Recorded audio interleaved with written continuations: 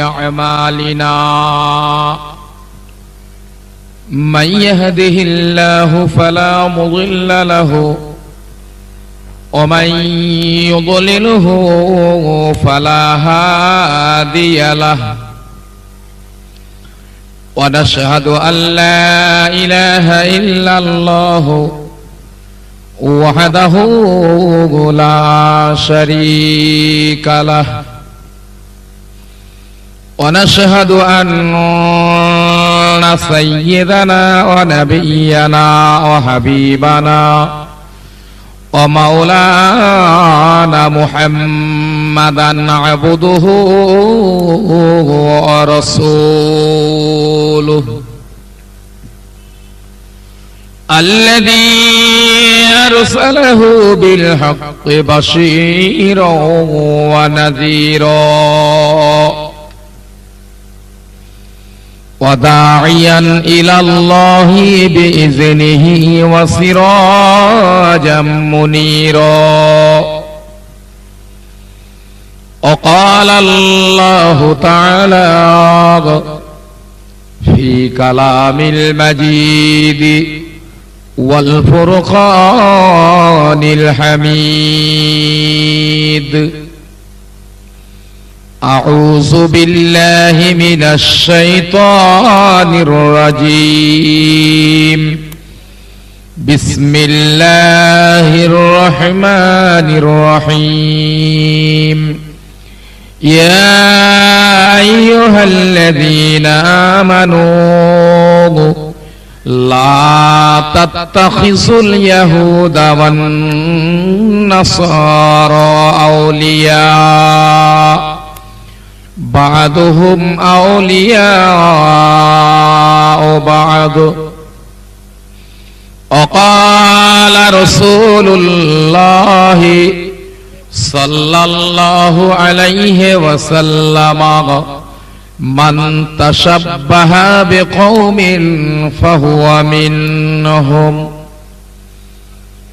وقال الله تعالى في شان حبيبه آمرا ومخبرا إن الله وملائكته يصلون على النبي يا أيها الذين آمنوا صلوا عليه وسلموا تسليما اللهم صل على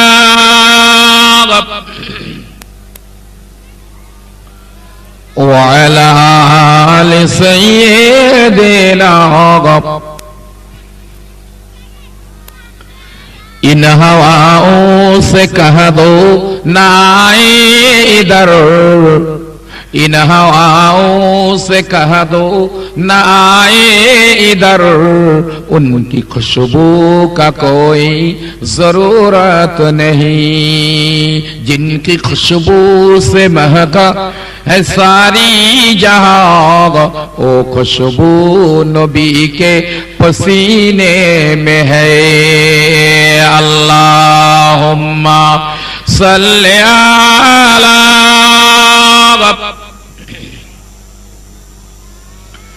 व अला आलि सय्यिदिना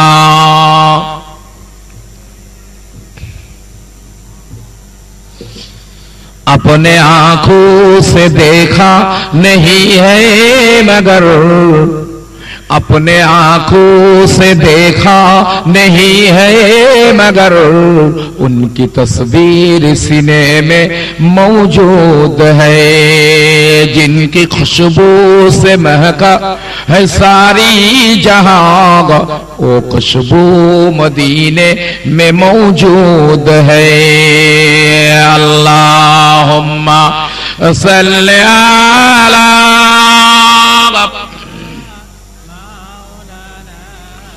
वअला आलि सय्यिदिना कुर्ब हक से जो आया ओ नूरे खुदा कुर्ब हक से जो आया ओ नूरे खुदा उम्मत के सीने में मौजूद है। पूरा कुरान नहीं है एक आयत सही हर मुसलमान के दिल में मौजूद है। अल्लाहुम्मा सल्ली अला व अला आलि सय्यिदिना। अम्मा बाद, मान्यवर माननीय आजकेर सभार सभापति साहेब ও মুআজ্জাজ মুহতারাম মহাসম্মানীয় উলামায়ে কেরাম, বিশেষভাবে আমার জনাব উস্তাদ হুজুর কিবলা মাদ্দাজাল্লাহুল আলী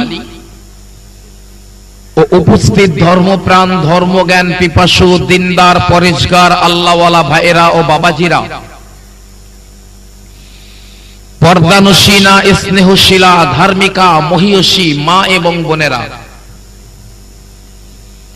রব্বুল আলামিনের দরবারে কৃতজ্ঞতা স্বীকার করি যে আল্লাহ রব্বুল আলামিন আমাদিগকে ইতর প্রাণী না করে আশরাফুল মখলুকাত তথা সৃষ্টির সেরা মানুষ করে আজকের এই পবিত্র সবরেসানির মজলিসে সমবেত হওয়ার তৌফিক দান করেছেন। তাই আমরা সকলেই সেই আল্লাহর শুকরিয়া করি। সকলেই একবার বলুন আলহামদুলিল্লাহ। তারই পরে মরু ভাস্কর মরুর দুলাল মা আমিনার লাল জগৎ গুরু বিশ্বনবী সাল্লাল্লাহু আলাইহি ওয়াসাল্লামের দরবারে জানাই অসংখ্য দরুদ এবং সালাম। ইতিপূর্বেই আপনাদের কাছে অত্যন্ত গুরুত্বপূর্ণ আলোচনা করছিল হাফেজ সাহেব।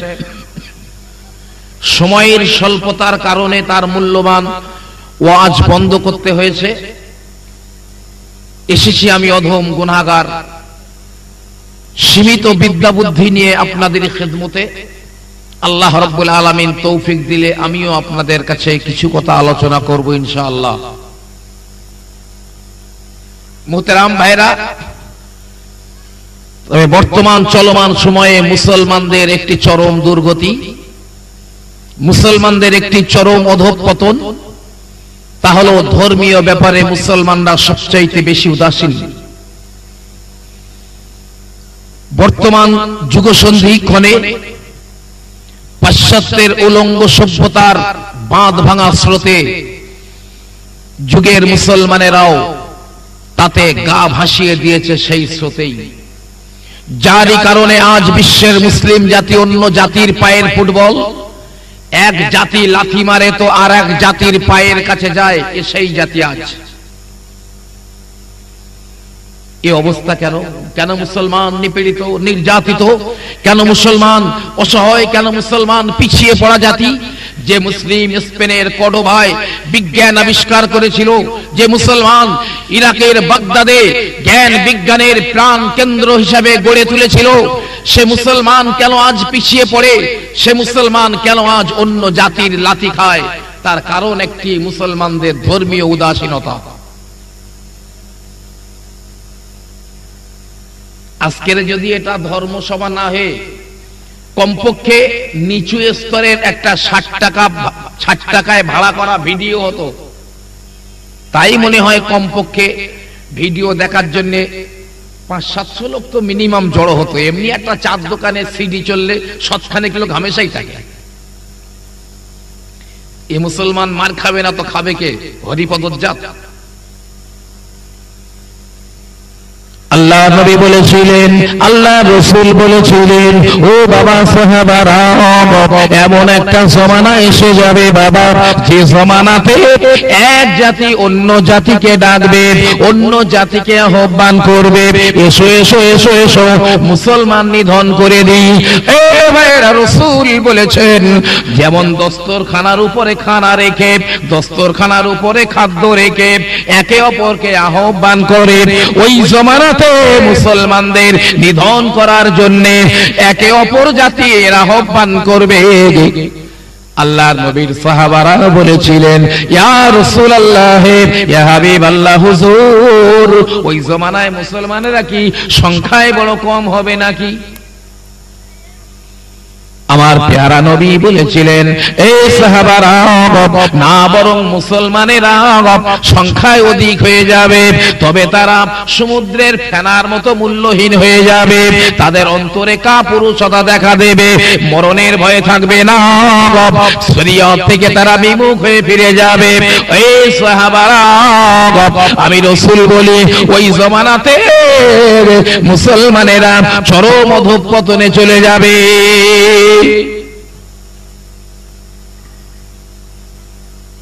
আজ পাশ্চাত্যের উলঙ্গ ন্যাংটা সভ্যতা আমাদের ব্যক্তি জীবনে, পারিবারিক জীবনে, সামাজিক জীবনে, রাষ্ট্রীয় জীবনে ঢুকে পড়েছে এবং সেই কৃষ্টি কালচারে আমরা বড় খুশি এবং আমরা নিজেদেরকে মডার্ন বলে চালিয়ে দিচ্ছি।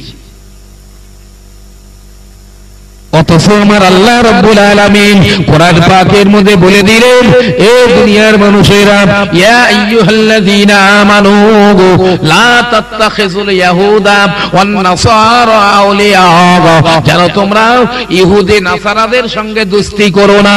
ইহুদি আর নাসারাদের সঙ্গে, বুশ ব্লেয়ারদের সঙ্গে, শারনদের সঙ্গে যেন তোমরা দোস্তি করো না, যেন তাদের কৃষ্টি কালচার তোমাদের জীবনে এলো না। আমি রাসূল, আমি আল্লাহ বলে গেলাম, আমি আল্লাহ তোমাদের উপদেশ দিই, বাদহুম আউলিয়া ও বাদ, ওরা একে অপরের বন্ধু। ও মুসলমানের দলেরা, ওরা তোমাদের বন্ধু হতে পারে না। আজ থেকে 450 অথবা 500 বছর আগে একজন আল্লাহর ওলি মানুষ, বিখ্যাত আল্লাহর ওলি মানুষ, যিনি চোখ বন্ধ করে গোটা দুনিয়ার কথা বলতে পারতেন, তার ভবিষ্যৎবাণী রয়েছে। তিনি গোটা ওয়ার্ল্ড সম্পর্কে, গোটা বিশ্ব সম্পর্কে ভবিষ্যৎবাণী করে গিয়েছিলেন। সেই সময় তিনি এশিয়া মহাদেশ সম্পর্কে ভবিষ্যৎবাণী করতে করতে বলেছিলেন, আমি শাহ নেয়ামাতুল্লাহ বলে যাই, আমি নেয়ামাতুল্লাহ বলি, আমি কোনো গণক নই, আমি কোনো জ্যোতিষী নই, আমার আল্লাহ রাব্বুল আলামিন আমার অন্তরের চোখ দিয়ে আমাকে দেখান। তাই আমি তোমাদের বলি, ও এশিয়ার মানুষেরা, কিয়ামত যখন নিকটে হয়ে যাবে, ইমাম মেহেদী আলাইহিস সালাম যখন তোমাদের কাছে চলে আসবে, ওই সময়ে বাবা আমি বলে গেলাম, ভারতবর্ষের উত্তর পশ্চিম কোণে একটি ক্ষুদ্র মুসলিম দেশের উপরে ওই জমানার বর্বর অসভ্য শক্তিশালী একটা মুসলিম দেশ অত্যাচারের স্টিম রুলার চালিয়ে দেবে। ভাই, কয়েক বছর আগে আমেরিকার ওয়ার্ল্ড ট্রেড সেন্টার, পেন্টাগন ধ্বংস হয়ে গেল। শয়তান দোষ দিল কারে? বলো করেছে ওসামা বিন লাদেন। আছে কোথায়? আফগানিস্তানে। আফগানিস্তানটা ভারতবর্ষের উত্তর পশ্চিম কোণে একটি ক্ষুদ্র মুসলিম দেশ।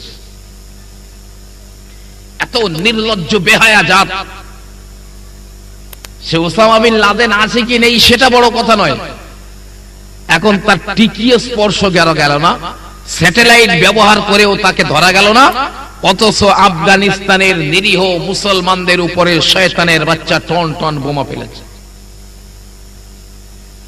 হযরত শাহ নেয়ামাতুল্লাহ রাহমাতুল্লাহ আলাইহি বলেছিলেন, এ বাবারা, ওই যখন এই কাণ্ডটা ঘটে যাবে, আমি নেয়ামাতুল্লাহ বলি, তোমাদের কাছে আল্লাহর খলিফা, রাসূলের খলিফা হযরত ইমাম মেহেদী আলাইহিস সালাম এসে যাবে। রাসূল হাদিস পাকের মধ্যে বলেছেন, লাউলাম ইয়াবকা মিনাদ দুনিয়া ইল্লা ইয়াউমুন লাতাওয়ালাল্লাহু যালিকাল ইয়াউম, দুনিয়া ধ্বংস হতে যদি একটা দিনও বাকি থাকে, আমার আল্লাহ রাব্বুল আলামিন ওই দিনটাকে এত লম্বা করে দেবেন, এত বড় করে দেবেন। ওই দিনে আল্লাহর নবী বলেন, আমার ফাতেমার বংশধর একজন খলিফা দুনিয়ার জমিনে আসবেন।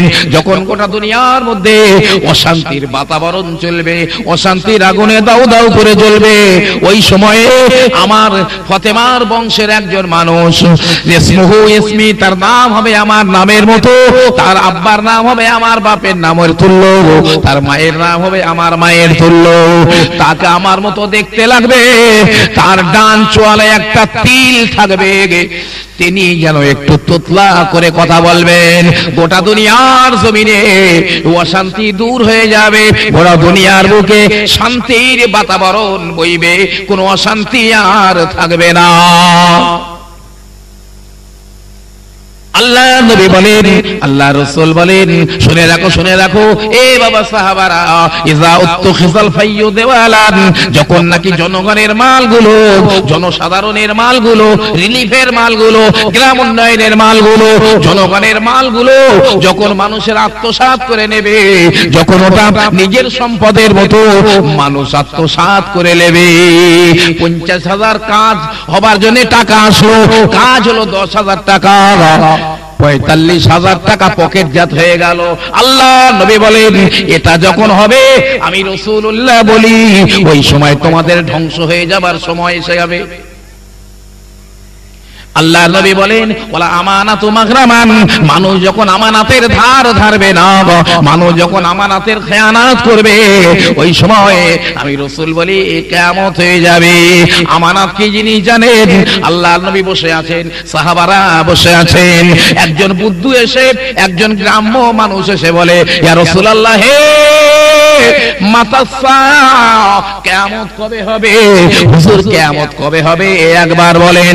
আল্লাহ নবী বলেছিলেন, ইজা দুগিয়াতিল আমানাতু ফান্তাজিরিস সাআ, যখন আমানতের খেয়ানত করা হবে ওই সময় তোমরা কিয়ামতের অপেক্ষা করো। সাহাবারা জিজ্ঞাসা করেছিলেন, ইয়া রাসূলুল্লাহ, ইয়া হাবিবাল্লাহ, কাইফা ইয়াতুহা, কেমন করে ওই আমানতের খেয়ানত করা হবে? রাসূল বলেছিলেন, ইজা উসিদাল আমরু ইলা গায়রি আহলিহি ফান্তাজিরিস সাআ, যখন নাকি অযোগ্য মানুষের কাছে সমাজের দায়িত্ব দেওয়া হবে, অযোগ্য মানুষের ঘাড়ে যখন সমাজের দায়িত্ব দেওয়া হবে, তখন তোমরা কিয়ামতের অপেক্ষা করো। আমার কথা বুঝতে পারছেন আপনারা নাকি? অযোগ্য মানুষ, যে লোক জীবনে পশ্চিম দিকে ফিরে হোঁচট খেয়ে পড়ে না, সে মসজিদের সেক্রেটারি। কটা লেবেন চলেন? যে লোকটা সিগারেটের আগুনে সিগারেট টানে, সেই লোকটা মাদ্রাসার সভাপতি।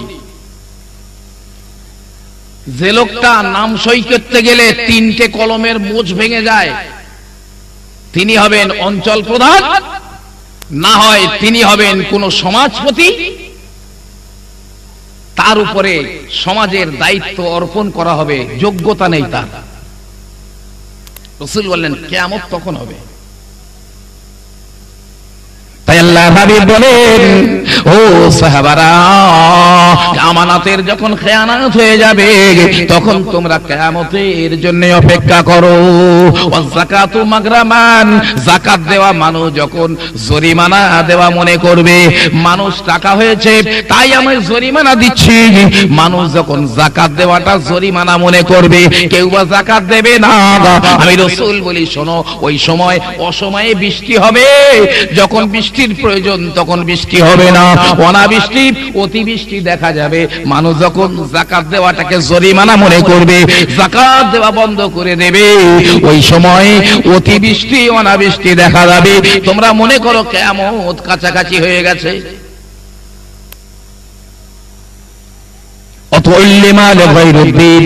মানুষ ধর্মীয় শিক্ষার প্রতি অনীহা, ধর্মীয় শিক্ষা শিখবে না। ধর্মীয় শিক্ষা যারা শিখবে তারা দুনিয়া অর্জন করার জন্য শিখবে, দুনিয়া অর্জন করার জন্য, টাকা রোজগার করার জন্য ধর্মীয় ইলম শিক্ষা করবে। আর অধিকাংশরা ধর্মীয় ইলম তারা শিখবে না, বরং অন্য জাতি শিক্ষা, অন্যান্য শিক্ষার দিকে তারা বেশি মনোনিবেশ করবে। আমি রাসূলুল্লাহ বলি, ওই সময়ে তোমাদের ধ্বংসের সময়। যে ওয়া আতা আর রাজুলু ইমরাআতাহু, ওই জমানার একটা বড় ফিতনা হলো, বেটা ছেলেরা মেয়ে ছেলেদের আনুগত্য করবে। স্বামী তার বিবির আনুগত্য করবে, বিবি যা বলবে স্বামী তাই শুনবে। স্বামী বিবি যদি বলে চলো আজ বারাসাতে ঈদের মার্কেটিং করতে যাব, স্বামী তাতে রাজি। বিবি যদি বলে চলো আজ হাড়োয়ার মেলায় যাব, তো তাতে রাজি। বিবি যদি বলে ও স্বামী গো জীবনে কোনোদিন তোমার সঙ্গে সিনেমায় যেতে পারিনি, বিবি তাতে রাজি। শুধু তাই নয়, আল্লাহর নবী বলেন ওই সময়ে মেয়েরা, ওই সময়ে নারীরা তারা চার দেয়ালের মধ্যে থাকবে না। কাইফা বিকুম ইযা ফাসাকা ফিতিয়ানাকুম ওয়া তাহারু নিসাকুম। এ বাবারা, যখন ওই জমানার যুবক ছেলেরা ফাসেক ফাজের হয়ে যাবে, শরীয়তের ধার ধারবে না, আর মেয়ে ছেলেরা সমান অধিকারের দাবি নিয়ে প্রকাশ্য রাজপথে বেরিয়ে যাবে, মেয়েরা নেতৃত্ব করবে। রহিমা খাতুনকে এই চিহ্নে ভোট দিন, সেলিমা বিবিকে এই চিহ্নে ছাপ দিন। এই রকম যখন হবে, আমি রাসূলুল্লাহ বলে গেলাম, ওই সময়ে তোমাদের কাছে কিয়ামত এসে যাবে। যে আপনি যদি বলেন আমি কিতাব দেখাবো, উল্টো পাল্টা কথা বলি না, বলো। আমি সব জায়গায় বলি, যে কথার দলিল দিতে পারবো না সে কথা আমি মুখ দিয়ে উচ্চারণ করি না। এগুলো হচ্ছে, বর্তমানে হচ্ছে নাকি, যে আরো বেড়ে যাবে। আমার রাসূলুল্লাহ বলেছেন, রাসূলুল্লাহ বলেন এ সাহাবারা, শুধু তাই নয়, আমি রাসূল বলে গেলাম, যখন মেয়েরা নেতৃত্ব দেবে ওই সময় তোমাদের জমিনের উপরের চাইতে জমিনের নিচে তোমাদের জন্য অনেক ভালো হবে। মানে বেঁচে থাকার চেয়ে মরে যাওয়া অনেক ভালো। কিন্তু যতদিন পর্যন্ত বেটা ছেলেরা নেতৃত্ব করবে মেয়েদের উপরে, ততদিন কবরের চেয়ে জমিনের উপরিভাগ তোমাদের জন্য ভালো। কেননা আল্লাহ বলেছেন আর রিজালু কাওয়ামুনা আলান নিসা, বেটা ছেলেরা মেয়েদের উপরে কর্তৃত্ব করবে, নেতৃত্ব করবে। কিন্তু না না, যখন এটা উল্টে যাবে তখন আমি রাসূল বলি তোমরা ধ্বংস হয়ে যাবে। এগুলো করছি তো আমরা, কিয়ামত তো টেনে আনতেছি আমরা। আল্লাহর হাবিব বলেন, আল্লাহর রাসূল বলেন, যে মেয়েদের আনুগত্য করবে ওই জমানার বেটা ছেলেরা, ওয়া আতা রাজুল ইমরাআতাহু আক্কা আবাহু আদনা সাদিকাহু ওয়া জাফা আবাহু, মাকে গালিগালাজ করবে, মাকে ছোট বড় কথা বলবে, বন্ধু বান্ধবদের আপন বলে মনে করবে, আর বাপকে গালিগালাজ করবে। কটা নেবেন? বাপের মুখের সামনে আঙুল তুলে খিস্তি করে আর ছোট বড় কথা বলে। আমি দৈনিক 1000 দেখাতে পারবো। এই পেছনে হাসতেছ কারা রে? মেলা হচ্ছে নাকি?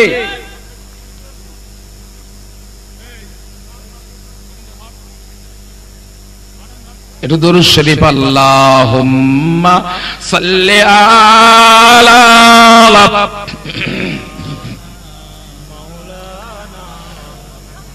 وعلى آل سيدنا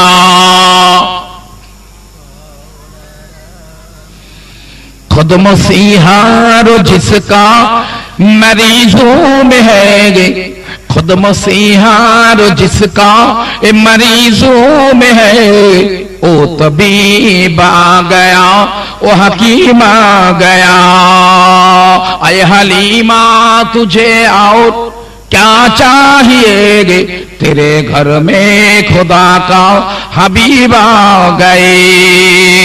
अल्लाहुम्मा सल्ली अला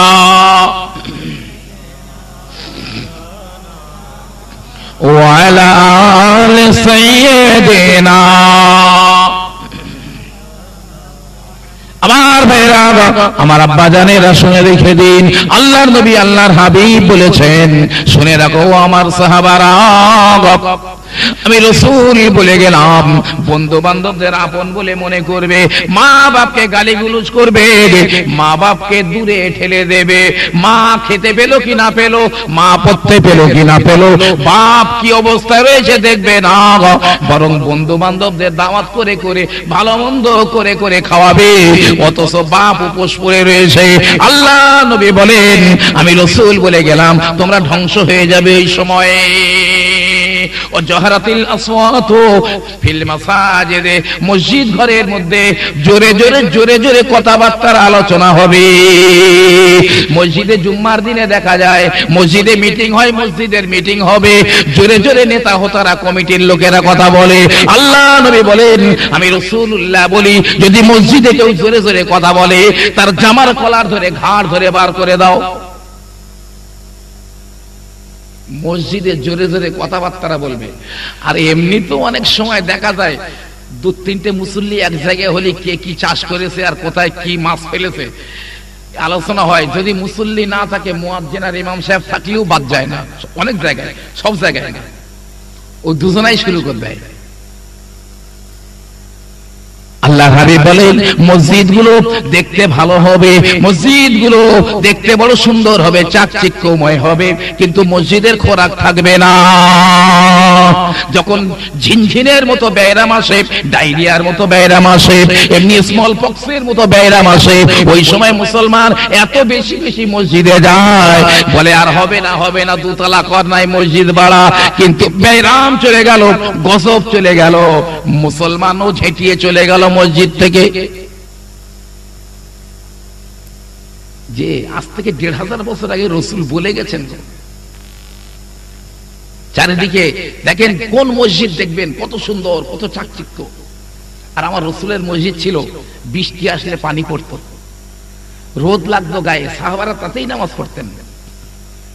প্রচন্ড রোদ, গরমের মধ্যে সাহাবায়ে কেরামেরা নামাজ আদায় করতেন। অথচ এখন মসজিদ কমিটিরা মসজিদে ফ্যান করে দিয়েছেন, মসজিদ পাকা করে দিয়েছেন পায়ে লাগবে বলে। না না না, তবুও মসজিদের মধ্যে মুসল্লি দেখা যায় না। আল্লাহর হাবিব বলেন, ওই সময় তোমাদের ধ্বংস হয়ে যাবার সময় এসে যাবে।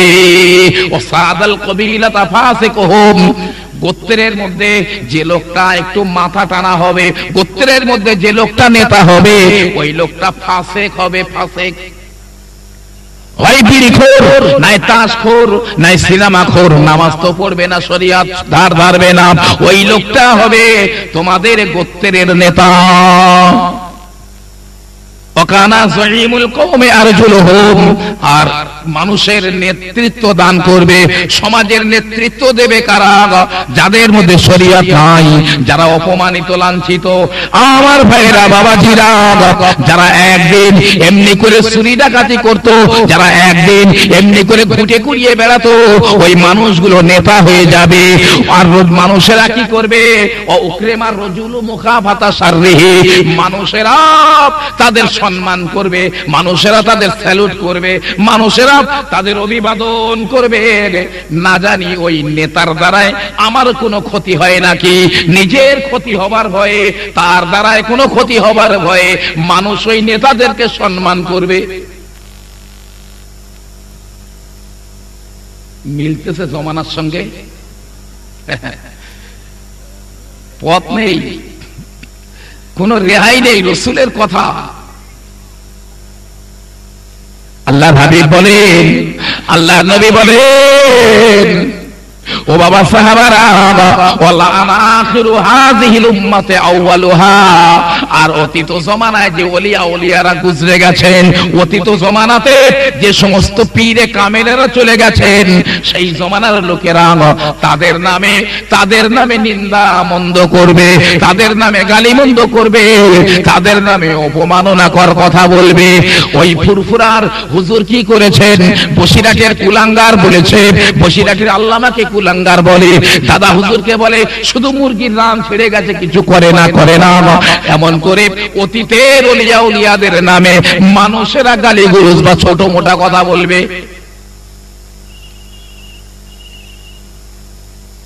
সেদিনকার দিন দেখলাম মুসলমান কত নিচে নেমে গেছে। বসিরাটের রুহুল আমিন সাহেবের কবর দেখার চাইতে বসিরহাটের কালী মন্দির দেখা নেকির কাজ। ভাবতে পারেন? একটু জোরে বলেন নাউজুবিল্লাহ। আমি হ্যান্ডবিল দেখাতে পারি, পোস্টার হ্যান্ডবিল দেখাতে পারি, রয়েছে। আল্লাহ নবী বলেন, আল্লাহ রাসূল বলেন, ওই জমানাতে গান বাজনার প্রাদুর্ভাব দেখা দেবে। ওই জমানাতে বাদ্যযন্ত্রের সংখ্যা বড় বেড়ে যাবে। রেডিও বাদ্যযন্ত্র, সিডি বাদ্যযন্ত্র, ভিডিও বাদ্যযন্ত্র, টেলিভিশন বাদ্যযন্ত্র, একতারা, দোতারা, সেতারা, হারমোনি, তবলা, এমন করে বাদ্যযন্ত্রের সংখ্যা বেড়ে যাবে। শুধু তাই নয়, গায়ক গায়িকাদের সংখ্যা বেড়ে যাবে। আর শুধু সাবির কুমার নয়, আর শুধু রুনা লাইলা নয়, আজ মুসলমানের ছেলেরা একটা একটা বড় গায়ক। ধান রচ্ছে মাঠে, তাও একটা হিন্দি গান ধরে।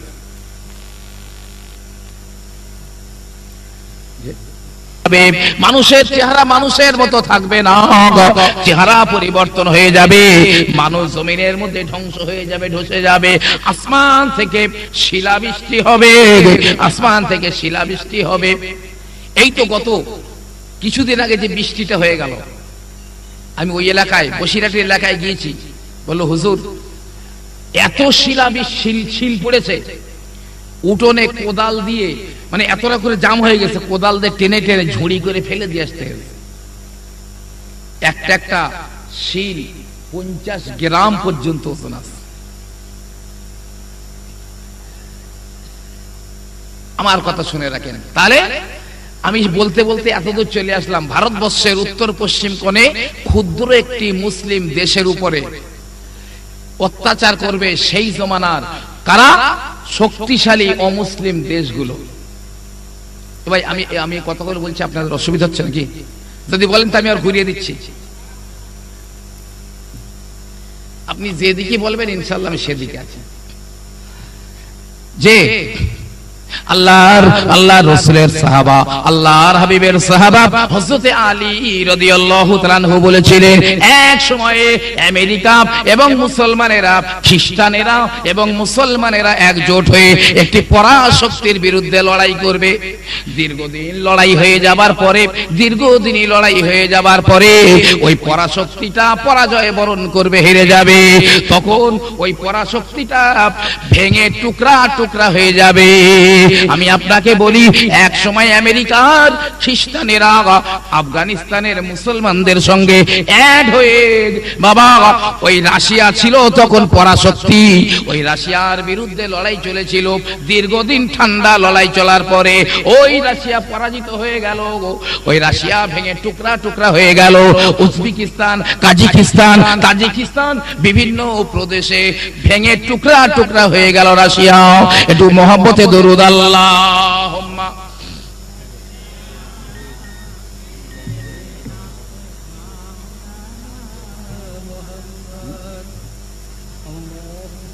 আমার যখন বলবে তখন করে ব্যাপার। ওয়ালা আলি সাইয়্যিদিনা। ভাইরা বাবাজিরা আমার, আল্লাহর নবী বলেছেন, আল্লাহর রাসূল বলেছেন, আমি রাসূলুল্লাহ বলে গেলাম, ইরাক মুসলমানদের দখলে থাকবে না, ইরান মুসলমানদের দখলে থাকবে না, সিরিয়া মুসলমানদের দখলে থাকবে না। তুরস্ক ধ্বংস হয়ে যাবে, এমন করে তুরস্ক ধ্বংস হয়ে যাবে, আর তুরস্ক দ্বিতীয়বার তৈরি হবে না। ও মুসলমানেরা, আমি একবার এই তো আনন্দবাজার পত্রিকার যে সময় আমেরিকা ইরাকের উপরে বোম ফেলেছিল, ওই সময় আপনার আনন্দবাজার পত্রিকার একটা সম্পাদকের কলম আমি দেখেছিলাম। ওই কাগজটা আমার বাড়ি কেটে রেখে দিয়েছি। সম্পাদক লিখছেন, শেষের দিনটা বড় ভয়ঙ্কর। সেটা কি? বলছে মুসলমানেরা কিয়ামত বিশ্বাস করে, ওই কিয়ামতের দিনটা অত্যন্ত ভয়ঙ্কর হবে। আর আমেরিকা ইরাকের উপরে যে প্রথম বোমাটা ফেলেছে, কখন? তৃতীয় সহস্রাব্দের তৃতীয় মাসের তৃতীয় ঘন্টায়, তৃতীয় সপ্তাহের তৃতীয় দিনের তৃতীয় ঘন্টায়। দেখেন সপ্তাহে 3 যোগ আছে। সম্পাদক বলছে এটাই হলো তৃতীয় বিশ্বযুদ্ধের সূচনা। আমেরিকা যে তৃতীয় বিশ্বযুদ্ধের সূচনা করেছে, এই তিনটাই তার প্রমাণ বহন করছে। স্যার আইজ্যাক নিউটন, তিনি বলছেন, আইজ্যাক নিউটন বলেছেন, যিনি মাধ্যাকর্ষণ আবিষ্কার করেছিলেন, ওই আইজ্যাক নিউটন বলেছেন, আইজ্যাক নিউটন কোন ধর্মের মানুষ? জাতিতে ক্যাথলিক খ্রিস্টান ছিলেন আইজ্যাক নিউটন। তিনি বলছেন পাপের ভারে পৃথিবী একদিন লয় ক্ষয় হয়ে যাবে, ধ্বংস হয়ে যাবে, তারপরে যিশু অবতরণ করবেন। তিনি বলছেন আমি গোটা বাইবেলটা অধ্যয়ন করেছি, গোটা বাইবেলটা চয়ন করেছি, দেখলাম তার মধ্যে ঈশ্বরের বহু গূঢ় রহস্য নিহিত রয়েছে। তিনি বলছেন আমি বাইবেলের মধ্যে দেখেছি পৃথিবী লয় ক্ষয় হয়ে যাবে 2060 খ্রিস্টাব্দের ভিতরে, তারপরে যিশু আসবেন, তারপরে যিশু আসবেন। আল্লাহ নবী বলেছেন, আল্লাহ রাসূল বলেছেন, ও সাহাবারা, ওই জমানাতে যে আলামতগুলো বললাম, এই আলামতগুলো যখন দেখা যাবে তখন একটা যুদ্ধ হবে। ওই যুদ্ধটাকে রাসূল বলেছেন মুলহামাতুল উজমা, একটা ভয়ঙ্কর যুদ্ধ হবে, যেটাই হলো আগামী তৃতীয় বিশ্বযুদ্ধ। 100 লোকের মধ্যে একটা লোক বাঁচবে, 99 জনা মারা যাবে, একটা লোক বেঁচে থাকবে। এত ভয়ঙ্কর যুদ্ধ হবে। ইরাক চলে গেছে, এখন ইরানের চারিদিকে সৈন্য দেওয়ার জন্য বুশ রেডি হয়ে আছে, সৈন্য যে কোনো মুহূর্তে চলে আসবে। মাঝে মধ্যে সিরিয়ার দিকে গরম গরম নজরে তাকাচ্ছে, যে রাসূল বলেছিলেন এই তিনটে দেশ থাকবে না। এখন আসুন, রাসূল যে বলেছেন মুলহামাতুল উজমা, আর নিউটন যে বলেছেন 2060 খ্রিস্টাব্দের ভিতরে পৃথিবীর বুকে একটা লয় ক্ষয় হয়ে যিশু অবতরণ করবেন, এটা আমাদের হাদিস পাকে এ সম্পর্কে কিছু বলা আছে কিনা একটু আলোচনা করি। আল্লাহ নবী বলেন, আল্লাহ রাসূল বলেন, যখন ইহুদিরা ও ইসরাইলের বেঈমানেরা যারা ফিলিস্তিনের মুসলমানদের রক্ত নিয়ে হোলি খেললো, যে বেঈমানের দলেরা লেবাননের মুসলমানদের রক্ত নিয়ে হোলি খেলে, যে বেঈমানের দলেরা চেচনিয়া, বসনিয়া, হার্জেগোভিনা থেকে শুরু করে পৃথিবীর বিভিন্ন প্রান্তে মুসলমানদের রক্ত নিয়ে হোলি খেলে, ওই বেঈমানের দলেরা, ওই ইহুদি জাতিরা তারা কি করে, যখন নাকি বাইতুল মুকাদ্দাসটাকে ভেঙে দেওয়ার চক্রান্ত করবে, যে বাইতুল মুকাদ্দাসটা আল্লাহর নবী হযরতে সুলাইমান আলাইহিস সালাম বানিয়েছিলেন, আল্লাহর নবী মিরাজ যাবার সময় যে বাইতুল মুকাদ্দাসে 2 রাকাত নামাজ আদায় করেছিলেন, আল্লাহর নবীর পিছনে तमाम নবী রাসূলেরা ইক্তেদা করেছিলেন রূহানি হালতে।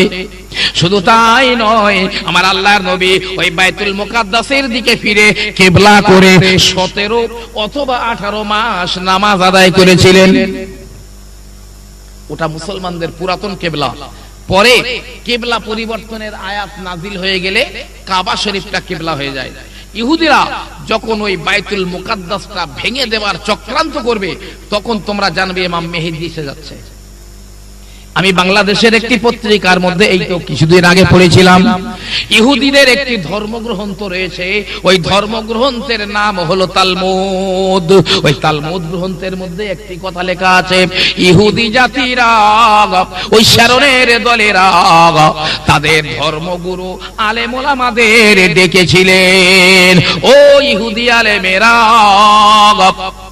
আমরা 2000 বছর ধরে একটি স্বপ্ন দেখছি, আমাদের স্বপ্ন কি কোনোদিন বাস্তবে রূপ দিতে পারবো না। ইহুদি আলেমেরা বলেছিল, বলো বলো ইহুদি জাতিরা, তোমাদের স্বপ্নটা কি হবে? ওই ইহুদিরা বলেছিল, বাইতুল মুকাদ্দাসটাকে ভেঙে দিয়ে ওই ভিতের উপরে আমরা ইহুদি মন্দির তৈরি করব। তখন তারা বলেছিল, আলেমেরা বলেছিল, ও ইহুদি জাতিরা, তোমাদের স্বপ্ন বাস্তবায়িত হবে 21 শতাব্দীর শুরুর দিকে, গোড়ার দিকে, মানে এই শতাব্দীর গোড়ার দিকে। তবে তার আগে তোমাদের সাপ মুক্ত হতে হবে, তার আগে তোমাদের সাপ মুক্ত হতে হবে। কিভাবে সাপ মুক্ত হব? ওই ইহুদি আলেমেরা বলেছিল একটা নিখুঁত লাল রঙের গাই, একটা নিখুঁত লাল রঙের গাই বিশেষ একটি যজ্ঞের মাধ্যমে তোমাদের বলি দিতে হবে, তাহলেই তোমরা সাপ মুক্ত হয়ে যাবে।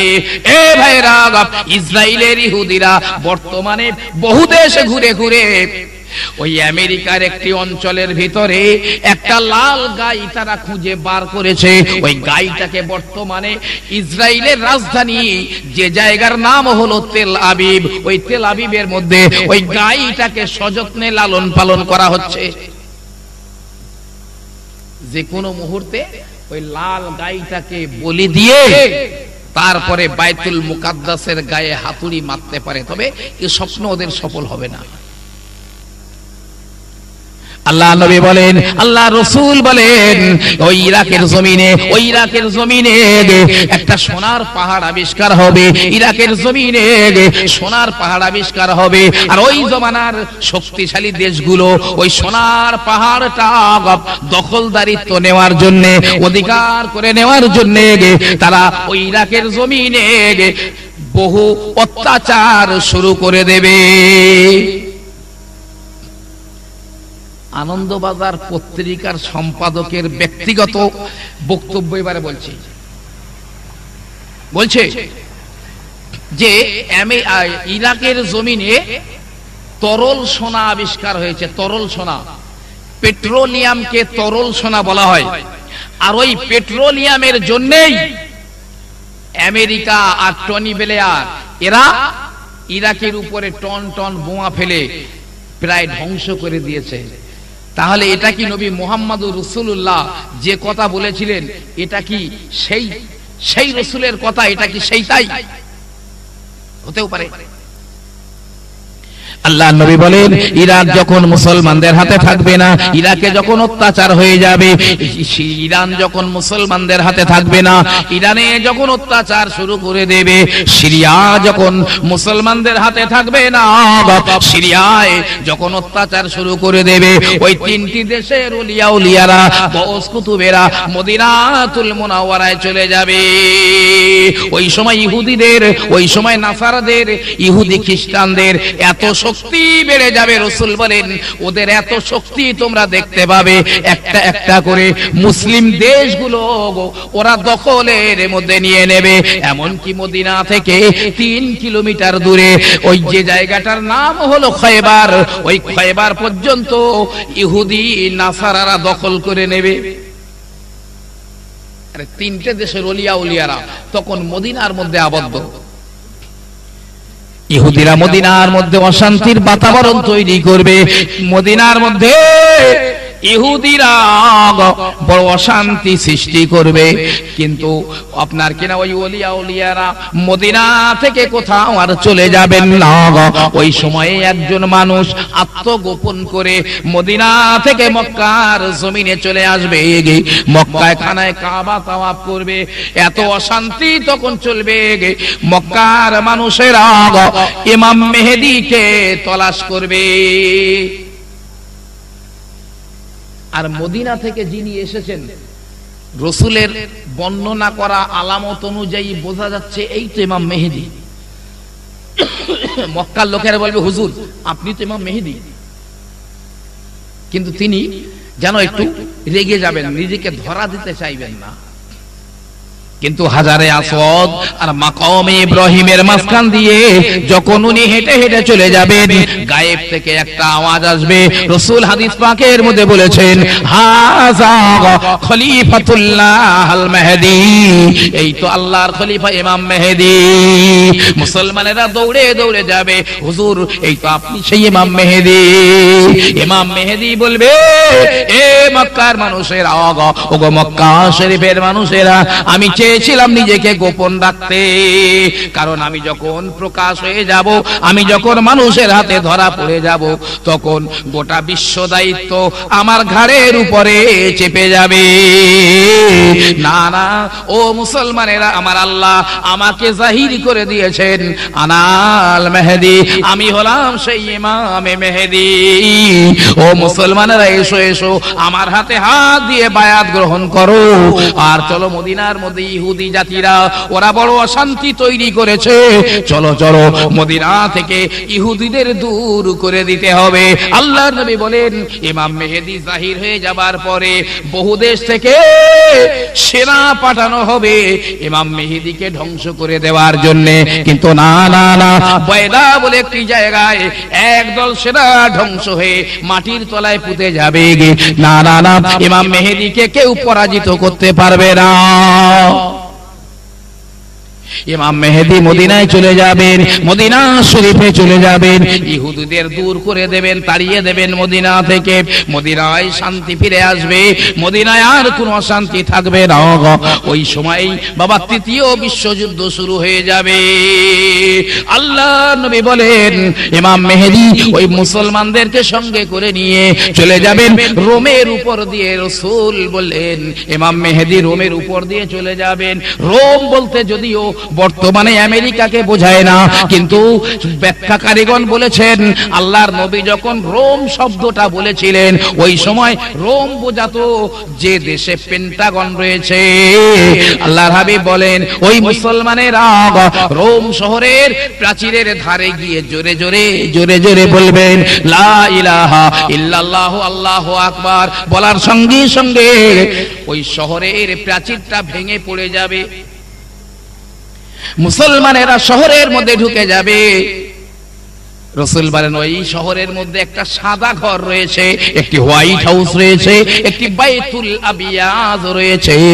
মুসলমানেরা ওই সাদা ঘরের সম্মুখে গিয়ে জোরে জোরে বলবেন লা ইলাহা ইল্লাল্লাহু আল্লাহু আকবার। ওই ঘরের দরজাগুলো ভেঙে পড়ে যাবে, পাঁচিলগুলো ভেঙে পড়ে যাবে। মুসলমানেরা ওই সাদা ঘরের ধন সম্পদগুলো লুট করে নেবে। এত সোনা এত মণিমাণিক্য তারা উদ্ধার করে নেবে। একজন মুসলমান যদি ইমাম মেহেদীর কাছে গিয়ে বলে হুজুর আমাকে কিছু দান করুন, ইমাম মেহেদী তাকে এত সোনা দানা দান করবেন ওই মানুষটা যতটা মাথায় করে বয়ে আনতে পারে। অনেকে বলেছেন সেটা আমেরিকা। আমেরিকা যদি আমি প্রশ্ন করি স্কুলের ছাত্রদের কাছে, আমেরিকা আবিষ্কার করেছিল কে? এক কথায় বলবে কলম্বাস। আমি বলছি নিভার মিথ্যা, ডাহা মিথ্যে কথা।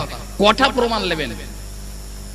আমেরিকা কলম্বাস আবিষ্কার করেনি, আমেরিকা আবিষ্কার করেছিল প্রথমে মুসলমানেরা। আমেরিকা মুসলমানেরা আবিষ্কার করার বহু পরে বাবা তারপরে কলম্বাস আমেরিকায় গিয়েছিল। এ ভাইরা কিতাবের মধ্যে লেখা আছে এমন একটা জমানা এসে যাবে যে জমানাতে আমেরিকার নামটা মানচিত্রে থাকবে বটে, কিন্তু আমেরিকা দুনিয়ার জমিনে থাকবে না। ও ভাইরা আল্লাহর হাবিব বলেন ওই ইমাম মেহেদী মুসলমানদেরকে নিয়ে জিহাদের ময়দানে ওই তৃতীয় বিশ্বযুদ্ধের ময়দানে যাবেন। খোরাসানের দিক থেকে যদি তোমরা দেখো, ওই খোরাসানের দিক থেকে কালো পতাকা ধরে একদল মানুষ আসে। তোমরা দেরি করবে না, জলদি জলদি চলে যাবে, কারণ ওই কালো পতাকার নিচে রয়েছেন আল্লাহর খলিফা ইমাম মেহেদী। ও ভাইরা আমার, মুসলমানেরা ইমাম মেহেদীকে সঙ্গে করে নিয়ে ওই জিহাদের ময়দানে যাবে। বাবা জিহাদের ময়দানে যাবে। প্রথমে জিহাদ হবে আমেরিকার খ্রিস্টানেরা এবং মুসলমানেরা যোগ হয়ে এমন একটা জাতির সঙ্গে লড়াই করবে যে জাতি পশমের জুতো পরে, মুখগুলো চ্যাপ্টা, নাকগুলো ঢালের মতো চ্যাপ্টা। তাদের সঙ্গে প্রথমে যুদ্ধ হবে। মুসলমান আর খ্রিস্টান জোট এরা জয়ী হয়ে যাবে। এবারে একজন খ্রিস্টান ক্রুশ উঁচু করে বলবে আমাদের ক্রুশ জয় করে দিয়েছে, কিন্তু একটা মুসলমান ওই কথা শুনে ওর গালে একটা থাপ্পড় লাগিয়ে দে, বলবে না না না, তোদের ক্রুশ জয় করে না, আমরা আল্লাহর কৃপায় জয় লাভ করেছি। ওই খ্রিস্টানটা তখন তার দলে ফিরে যাবে, এই কথাগুলো বলবে। বাবা সঙ্গে সঙ্গে ওই খ্রিস্টান আর মুসলমানদের সঙ্গে লড়াই লেগে যাবে। মুসলমানেরা বলবে আমরা আজ হয় ওদেরকে মারবো, না হয় মরে বলে যাব, তবে কাপুরুষের মতো জিহাদের ময়দান থেকে ফিরে আসবো না গো বাবা। জিহাদের ময়দানে একদল মুসলমান চলে যাবে, জয়লাভ কেউ করতে পারবে না, মুসলমানগুলো শহীদ হয়ে যাবে। দ্বিতীয় দিনের মুসলমানেরা বলবে হয় ওদের মারবো, না হয় মরবো, না হয় জয় করব, কিন্তু কাপুরুষের মতো ফিরে আসবো না গো। কিন্তু ওদিনেও মুসলমানেরা জয়ী হতে পারবে না, কোনো পক্ষের জয় হবে না, বরং মুসলমানগুলো শহীদ হয়ে যাবে। তৃতীয় দিনে একই অবস্থা হয়ে যাবে। চতুর্থ দিনে ইমাম মেহেদী আলাইহিস সালাম মুসলমানদের নিয়ে জিহাদের ময়দানে ঢুকে পড়বেন। মুসলমানেরা বলবে, ইমাম মেহেদী বলবেন লা ইলাহা ইল্লাল্লাহু আল্লাহু আকবার, বলার সঙ্গে সঙ্গে স্টেন গানগুলো নিষ্ক্রিয় হয়ে যাবে, রাইফেলগুলো নিষ্ক্রিয় হয়ে যাবে, অ্যাটম বোমগুলো নিষ্ক্রিয় হয়ে যাবে, পরমাণু বোমাগুলো নিষ্ক্রিয় হয়ে যাবে, কামান ট্যাঙ্কগুলো নিষ্ক্রিয় হয়ে যাবে, ওগুলো আর কোনো কাজে আসবে না গো আমার আল্লাহ রাব্বুল আলামিন।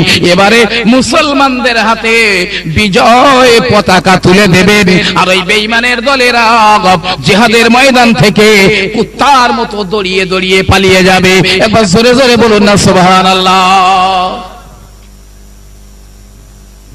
9:15 পর্যন্ত সময় পাঁচেস,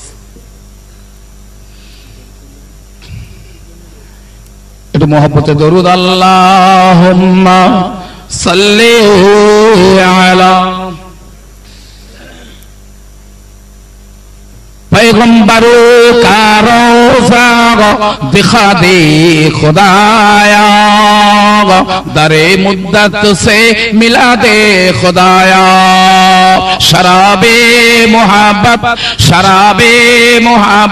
पिला दे खुदाया, पैगंबरों का रोज़ा दिखा दे खुदाया। अल्लाहुम्मा सल्ली अला ওয়ালা আলি সাইয়্যিদিনা। আল্লাহর নবী বলেন, আল্লাহর হাবিব বলেন, এবারে মুসলমানেরা জয়ী হয়ে যাবে, তবে কারো মনে কোনো আনন্দ থাকবে না, কারণ 100 মানুষের মধ্যে মাত্র একটা মানুষ বেঁচে আছে, 99 খানা শহীদ হয়ে গেছে। ইমাম মেহেদী নিজের তলোয়ার খানা জয়তুন গাছে টাঙিয়ে দেবেন। সংক্ষেপ করে বলি, জয়তুন গাছে তলোয়ার খানা লটকিয়ে দেবেন। গনিমতের মালগুলো, যুদ্ধের ওই আপনার কিনা মালগুলো মুসলমানদের মধ্যে বন্টন করতে শুরু করবেন। হঠাৎ একজনকে খবর দিয়ে যাবে, ও মুসলমানেরা, ও ইমাম মেহেদী দাজ্জাল আপনাদের পরিবার পরিজনদের মধ্যে প্রবেশ করেছে। জিহাদের ময়দান থেকে অবসর হবার 7 দিনের মাথায় দাজ্জালের খবর পাওয়া যাবে। ইমাম মেহেদী বলবেন, ওগো মুসলমানেরা, যাও যাও একবার দেখে এসো দাজ্জাল সত্যি বার হলো কিনা। মুসলমানেরা তন্ন তন্ন করে খুঁজে দেখবেন, না না না, এখনো দাজ্জাল বার হলো না। কিন্তু সহিহ রিওয়ায়াতের মধ্যে আপনি দেখুন, মিশকাত শরীফের বাবু যিকরুদ দাজ্জাল, ওই দাজ্জালের বর্ণনার অধ্যায়ের মধ্যে রাসূল লিখেছেন 7 বছর পরে খবর হয়ে যাবে, ও মুসলমানেরা, দাজ্জাল বার হয়ে গেছে। বর্তমান দাজ্জাল কোথায় আছে আমিও জানি না, দুনিয়ার কোনো মানুষ জানে না। তবে একটা কথা আপনাকে বলি, আল্লাহর নবী আল্লাহর রাসূল মসজিদে নববীতে বসে রয়েছেন। 12 জনা মানুষ আল্লাহর নবীর দরবারে আসে, হুজুর আমাদের কলেমা পড়িয়ে মুসলমান করে দেন। আল্লাহর নবী কলেমা পড়িয়ে দিলেন। তারা বলে, হুজুর আমরা জলপথে ব্যবসায় গিয়েছিলাম, ফেরার পথে এমন একটা ঝড় উঠে গেল হুজুর, যে 1 মাসের পথটা উড়িয়ে আমাদের একদিনে একটা অজানা দ্বীপে পৌঁছে দিল। ওই দ্বীপে জাহাজখানা বেঁধে আমরা নিচে নেমে পড়লাম, দেখলাম বড় একটা জন্তু শুয়ে রয়েছে, গায়ে লম্বা লম্বা পশম। আমরা তাকে জিজ্ঞাসা করলাম, মান আনতে, তুমি কে? ওই জন্তুটা জবাব দিল, আমি আনা জাসুসুন, আমি হলাম একজন সিআইডি। তোমরা যদি বেশি কিছু জানতে চাও, ওই আপনার কিনা দ্বীপের মাঝখানে একটা ঘর রয়েছে, একটা সাদা ঘর রয়েছে, ওই ঘরের মধ্যে তোমরা চলে যাও। ইয়া রাসূলুল্লাহ, হে ওই ঘরের মধ্যে চলে গেলাম, দেখলাম লম্বা দেহ একজন মানুষ, একটা চোখ বাবা আঙুরের মতো ফোলা, আর একটা চোখ কানা, দুই হাঁটুর তলা দিয়ে হাত ঢুকিয়ে মাথায় এমন করে শিকল দিয়ে তাকে বাঁধা আছে। আমরা বললাম মানান্তা তুমি কে? সে বলে আমার পরিচয় পরে দেব, আগে আগে বলো তোমাদের অমুক দরিয়ায় পানি আছে নাকি? বলে হ্যাঁ হ্যাঁ এখন তো অমুক দরিয়ায় পানি ভরে রয়েছে। সে বলল বলো বলো ওই মদিনার অমুক খেজুর বাগানে খেজুর আছে কিনা? বলে হ্যাঁ তো খেজুর ভরে আছে। বলে বলো দেখি এখন তোমাদের নবী কে? বলে আমরা তো নবী জানি না, তবে মক্কার মুহাম্মদ নবুয়তের দাবি করেছে। সে বলল শোনো শোনো বারহাক মুহাম্মদ আল্লাহর নবী, আর আমার পরিচয় তোমাদেরকে বলি, আনা মাসিহুদ দাজ্জাল, আমি হলাম সেই দাজ্জাল। আমি তাড়াতাড়ি বাহির হয়ে যাব, মুসলমানদের ঈমান আমি নষ্ট করে দেব। ইয়া রাসূলুল্লাহ, হে দাজ্জালের মুখে আপনার নবুয়তের কথা শুনে আমরা আপনার কাছে মুসলমান হয়ে গেলাম। 7 বছর পরে তৃতীয় বিশ্বযুদ্ধ শেষ হবার 7 বছর পরে দাজ্জাল বার হবে। দাজ্জাল বাহিনীকে তাড়িয়ে নিয়ে যাবে কারা? একদল ওই কালো জামা বা কালো ওড়না পরা মানুষেরা, কালো পোশাকের মানুষেরা দাজ্জাল বাহিনীকে তাড়িয়ে নিয়ে যাবে। এই তো বাংলাদেশের একটি পত্রিকা আমি পড়েছিলাম, আপনিও দেখতে পারেন, যার নাম হলো মাসিক মদিনা। সম্পাদক লিখেছেন যে কালো পোশাকের মানুষেরা দাজ্জালকে তাড়িয়ে নিয়ে যাবে। তারা কি লেবাননের হিজবুল্লাহ নাকি ইরানের মধ্যে তারা তৈরি হচ্ছে? ভাই আমার, বাবাজিরা আমার বক্তব্য হলো আল্লাহর নবী বলেছে দাজ্জাল দুনিয়ায় 40 দিন থাকবে। দাজ্জাল গোটা দুনিয়াটা 40 দিনে পরিভ্রমণ করবে। হুজুর দাজ্জাল তাহলে কত দ্রুত চলবে? আল্লাহ নবী বলেছিলেন আকাশের মেঘকে হাওয়া যেমন উড়িয়ে উড়িয়ে নিয়ে যায়, মেঘের গতি যেমন দাজ্জালের গতিটা তেমন হবে। দাজ্জালের একটা বাহন থাকবে, ওই বাহনটার এক কান থেকে আরেক কান পর্যন্ত, এক বাহু থেকে আরেকটা বাহু পর্যন্ত দূরত্ব হবে 70 হাত। তাই তো সম্পাদক বলেছেন না না তাহলে দুনিয়ার গাধা নয়, বর্তমানে বিজ্ঞানের আবিষ্কার জেট প্লেন হবে দাজ্জালের বাহন। দাজ্জাল যে সাদা গাধার উপরে সওয়ার হবে, তার এক বাহু থেকে আরেক বাহু 70 হাত লম্বা হবে। তাই আধুনিক বর্তমান জ্ঞানীগুণীরা বলেছেন তাহলে নিঃসন্দেহে সেটা জেট প্লেন। এমন গাধা দুনিয়ায় নেই যে তার এক বাহু থেকে আরেক বাহু 70 হাত লম্বা। এটা দূরত্ব বুঝে মোটামুটি বেশ দূরত্ব হবে। ভাই আমার, বাবাজিরা আমার, আমি আপনাকে বলতে চাই আল্লাহর নবী বলেন তবে শোনো, যেদিন দাজ্জাল দুনিয়ার জমিনে জাহির হয়ে যাবে ওই দিনটা কত বড় হবে? ইয়াউমুন কাসানাতুন, প্রথম দিনটা হবে 1 বছরের মতো বড়। যেদিন দাজ্জাল বার হবে ওই দিনটা বড় হবে 1 বছরের মতো। সূর্য উদয় থেকে অস্ত যাওয়া পর্যন্ত সময় লাগবে 1 বছর হতে যত সময় লাগে। দ্বিতীয় দিনটি হবে 1 মাসের মতো বড়। 1 মাস হতে যত সময় লাগে দ্বিতীয় দিনটা হবে তত বড়। তৃতীয় দিনটা হবে 1 সপ্তাহের মতো বড়। বাকি দিনগুলো এমন ছোট ছোট দিন হবে। 40 দিনে দাজ্জাল দুনিয়ার জমিনটা পরিভ্রমণ করবে। আল্লাহ নবী বলেন ও বাবা সাহাবারা, ও মুসলমানেরা, যদি তোমাদের জমানাতে দাজ্জালকে তোমরা দেখতে পাও বা কিংবা কোন মুসলমান যদি দাজ্জালের জমানা পেয়ে যায়, দাজ্জালকে দেখার জন্য যেন যেও না।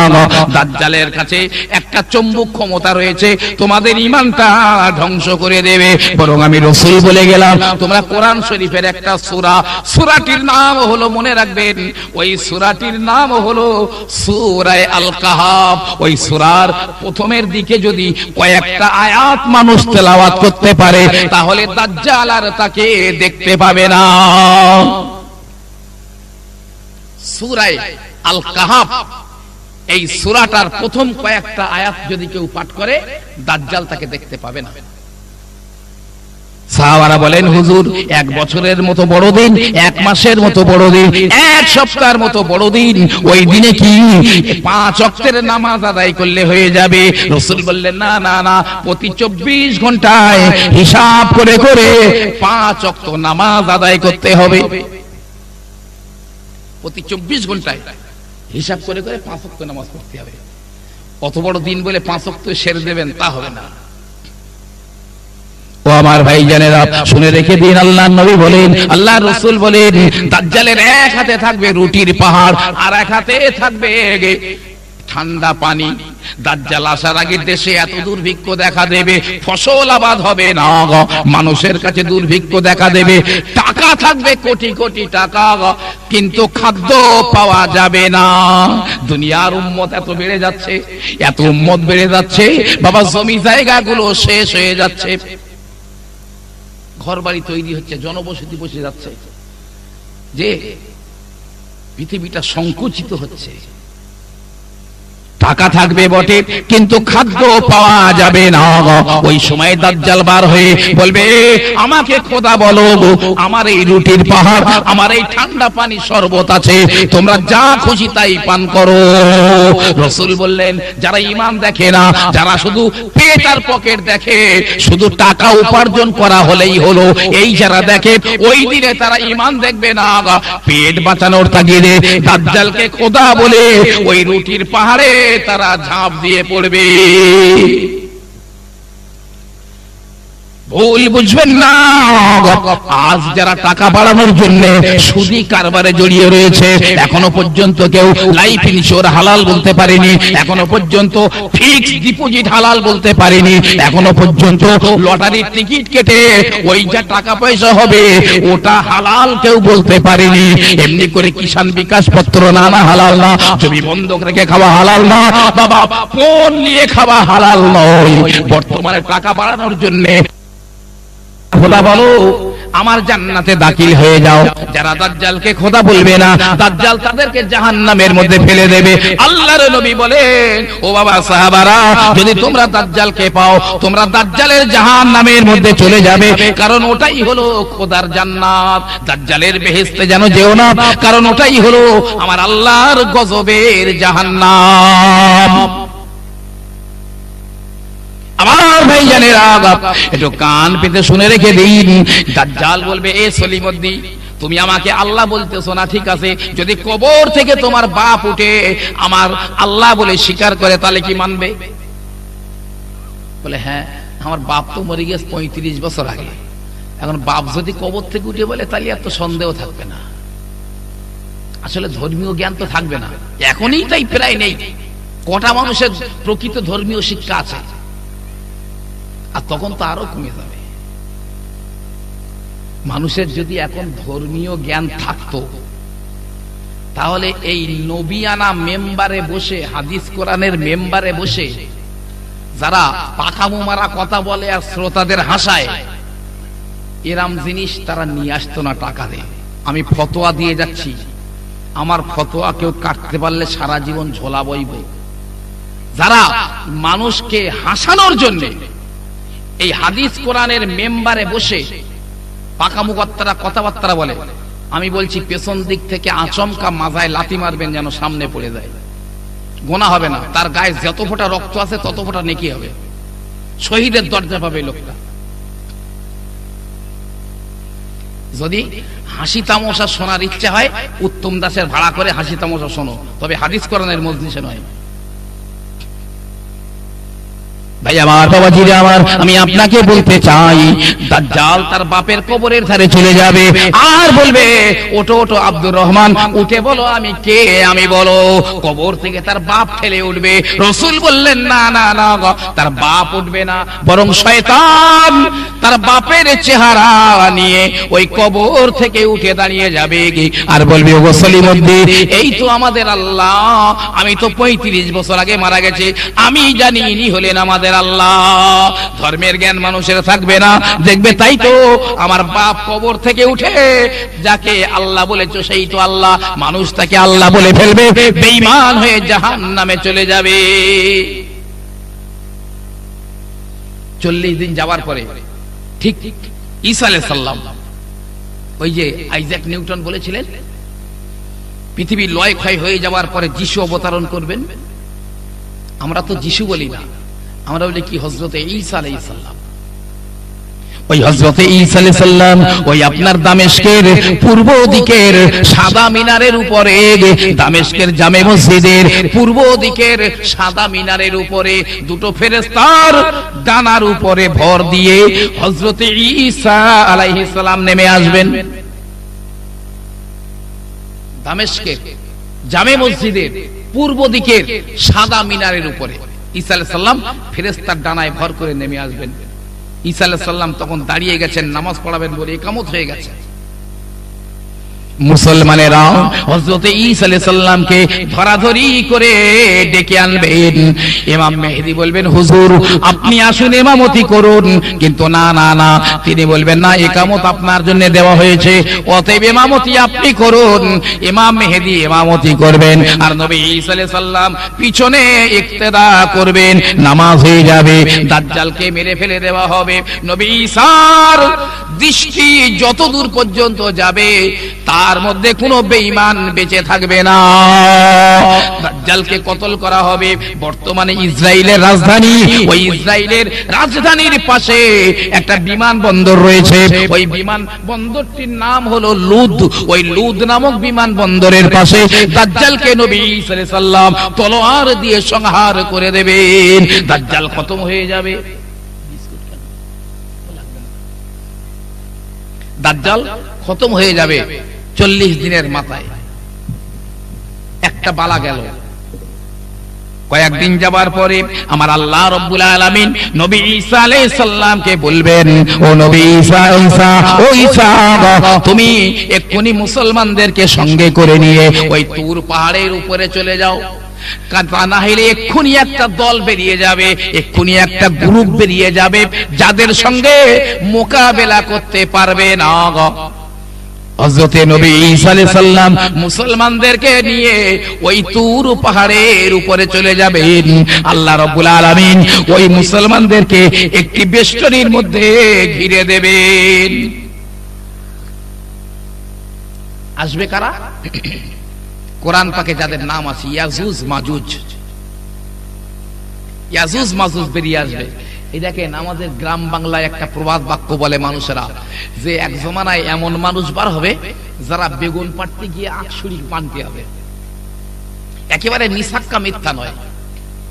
আল্লাহর নবী বলেন, মিশকাত শরীফের হাদিসের মধ্যে দেখেন আমার রাসূল বলেছেন ওই মানুষগুলো বেটে বেটে হবে, একেবারে বেটে বেটে মানুষ হবে, তবে কানগুলো তাদের বড় হবে। এত বড় কান তাদের হবে, মাটিতে একটা কান বিছিয়ে দেবে, তার উপরে শুয়ে পড়বে সে নিজে। আর একটা কান লেপের মতো, কম্বলের মতো, কাঁথার মতো গায়ে দিয়ে দেবে, নিচে বিছানা লাগবে না, উপরে কোনো কম্বল লাগবে না। ছোট ছোট মানুষ। ইয়াজুজ মাজুজ কোথায় আছে? একদা আল্লাহর নবীকে জিজ্ঞাসা করেছিল ওই মক্কার বেঈমানেরা, আল্লাহর নবীকে জিজ্ঞাসা করেছিল সিকিন্দার যুলকারনাইন সম্পর্কে।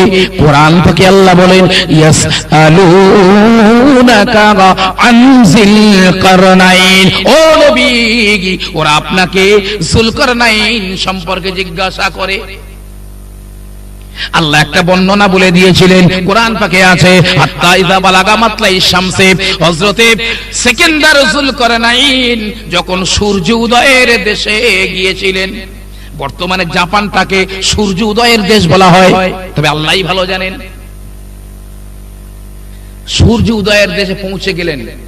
ওয়াজাদা ইনদাহা কওমা, ওখানে একটা কওমকে, দলকে দেখতে পেলেন। আরো পূর্ব দিকে গেলেন, আর একটা কওমকে দেখতে পেলেন। তারা বলছে, এ সিকান্দার যুলকারনাইন আমাদের দেশে কেন আসলেন? আমাদের এই ধন সম্পদের জন্যই তো?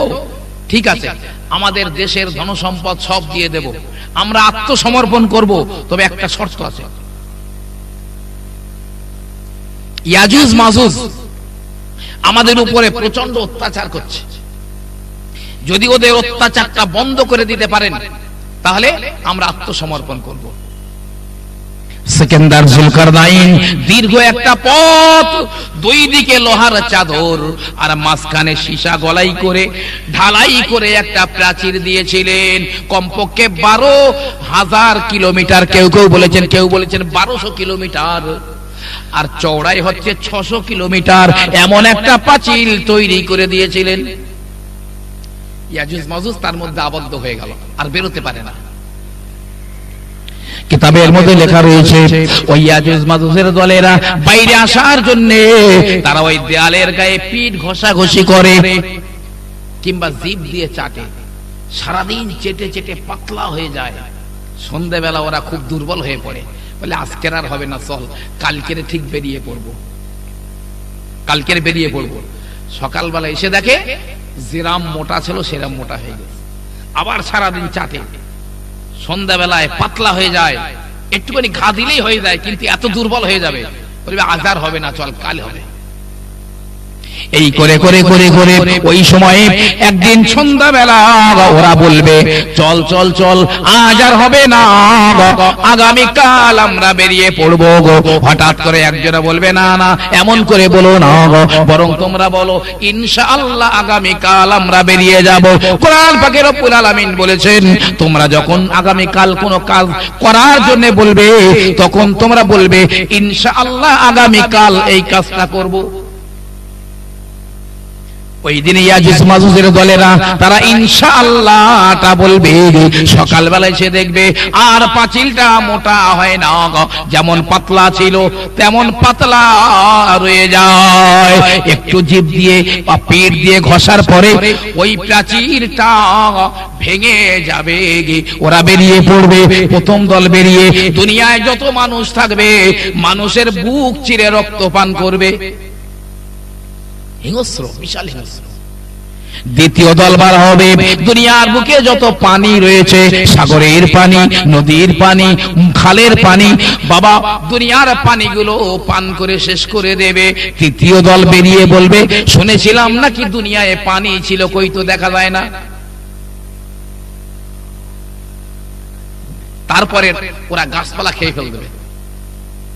এর পরের দল বেরিয়ে বলবে, হ্যাঁ শুনেছিলাম দুনিয়ায় অনেক কিছু ছিল, তা সে কই, এরা আর কিছু পাবে না। এরা চিন্তা ভাবনা করবে, এরা সংখ্যায় কত। আমি আপনাকে একটা কথা বলি, সংখ্যায় কত হতে পারে। আল্লাহ নবী মদিনার মসজিদে সাহাবাদের বলেছিলেন, ও সাহাবারা, কিয়ামতের মহাময়দানে আল্লাহ রাব্বুল আলামিন মানুষদের আদমকে বলবেন, ইয়া আবাল বাশার, ও মানুষদের বাবা, ও মানুষদের আব্বা আদম, যারা জাহান্নামে যাবে আর যারা জান্নাতে যাবে এদেরকে ভাগ করে দাও।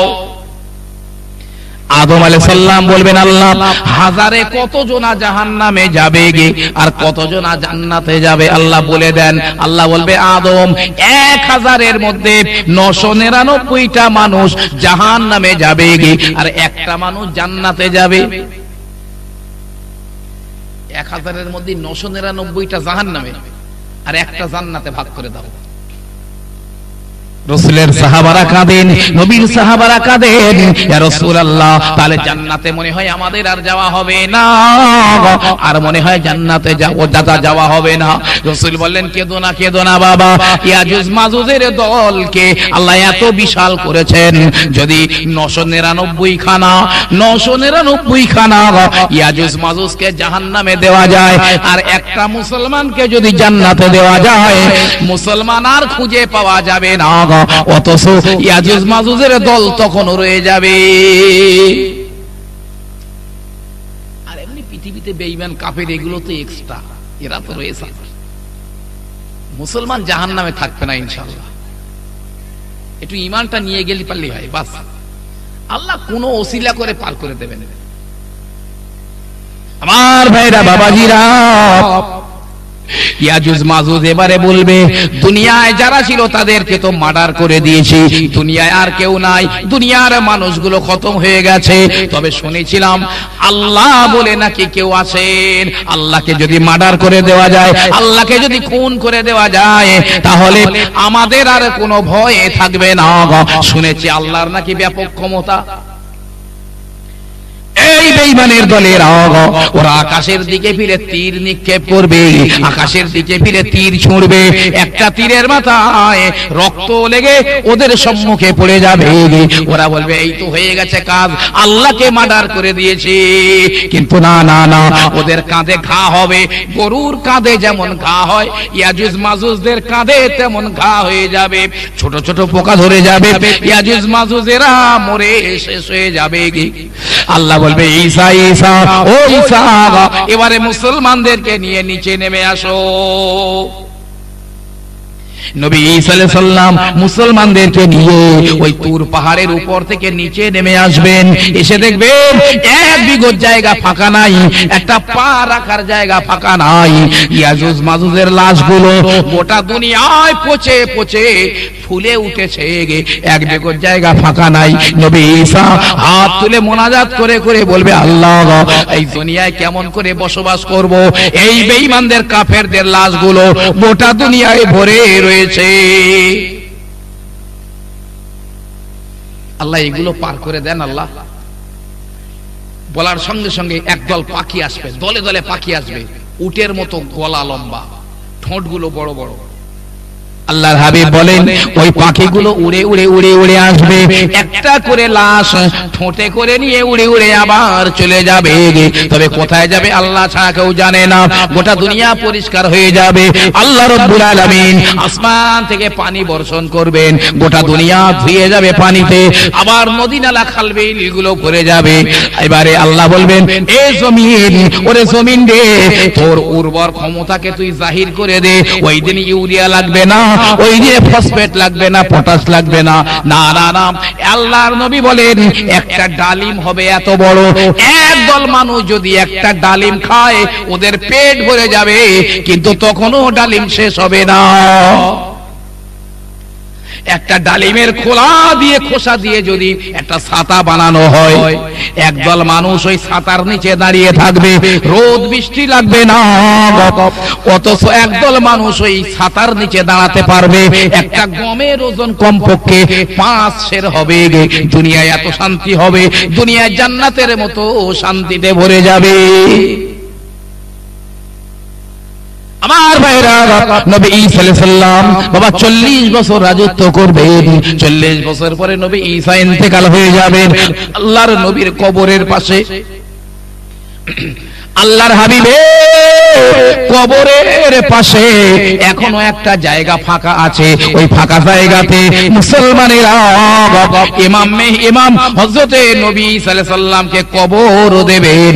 নবী ঈসার কবরের জায়গা আল্লাহর নবীর কবরের পাশে বাকি রাখা আছে। আস্তে আস্তে দুনিয়ায় শিরক বিদআত ভরে যাবে। নবী ঈসা চলে যাবার পরে আবার দুনিয়ায় শিরক বিদআত ভরে যাবে। আল্লাহর নবী বলেন একটা রাত হবে 40 দিনের মতো লম্বা, 40 দিনের মতো লম্বা একটা রাত হবে। গরু বাছুর গুলো গোয়াল ঘরে ডাকাডাকি করবে, ছেলে মেয়েরা মায়ের কোলে শুয়ে কাঁদবে। সকাল হবে না, বলবে কি হলো কি হলো, কেন সকাল হয় না, সূর্য উদয় হয় না। 40 দিনের মতো লম্বা রাত পার হয়ে যাবার পরে সূর্য উঠবে বাবা পূর্ব দিকে নয়, পশ্চিম দিকে সূর্য উঠে যাবে।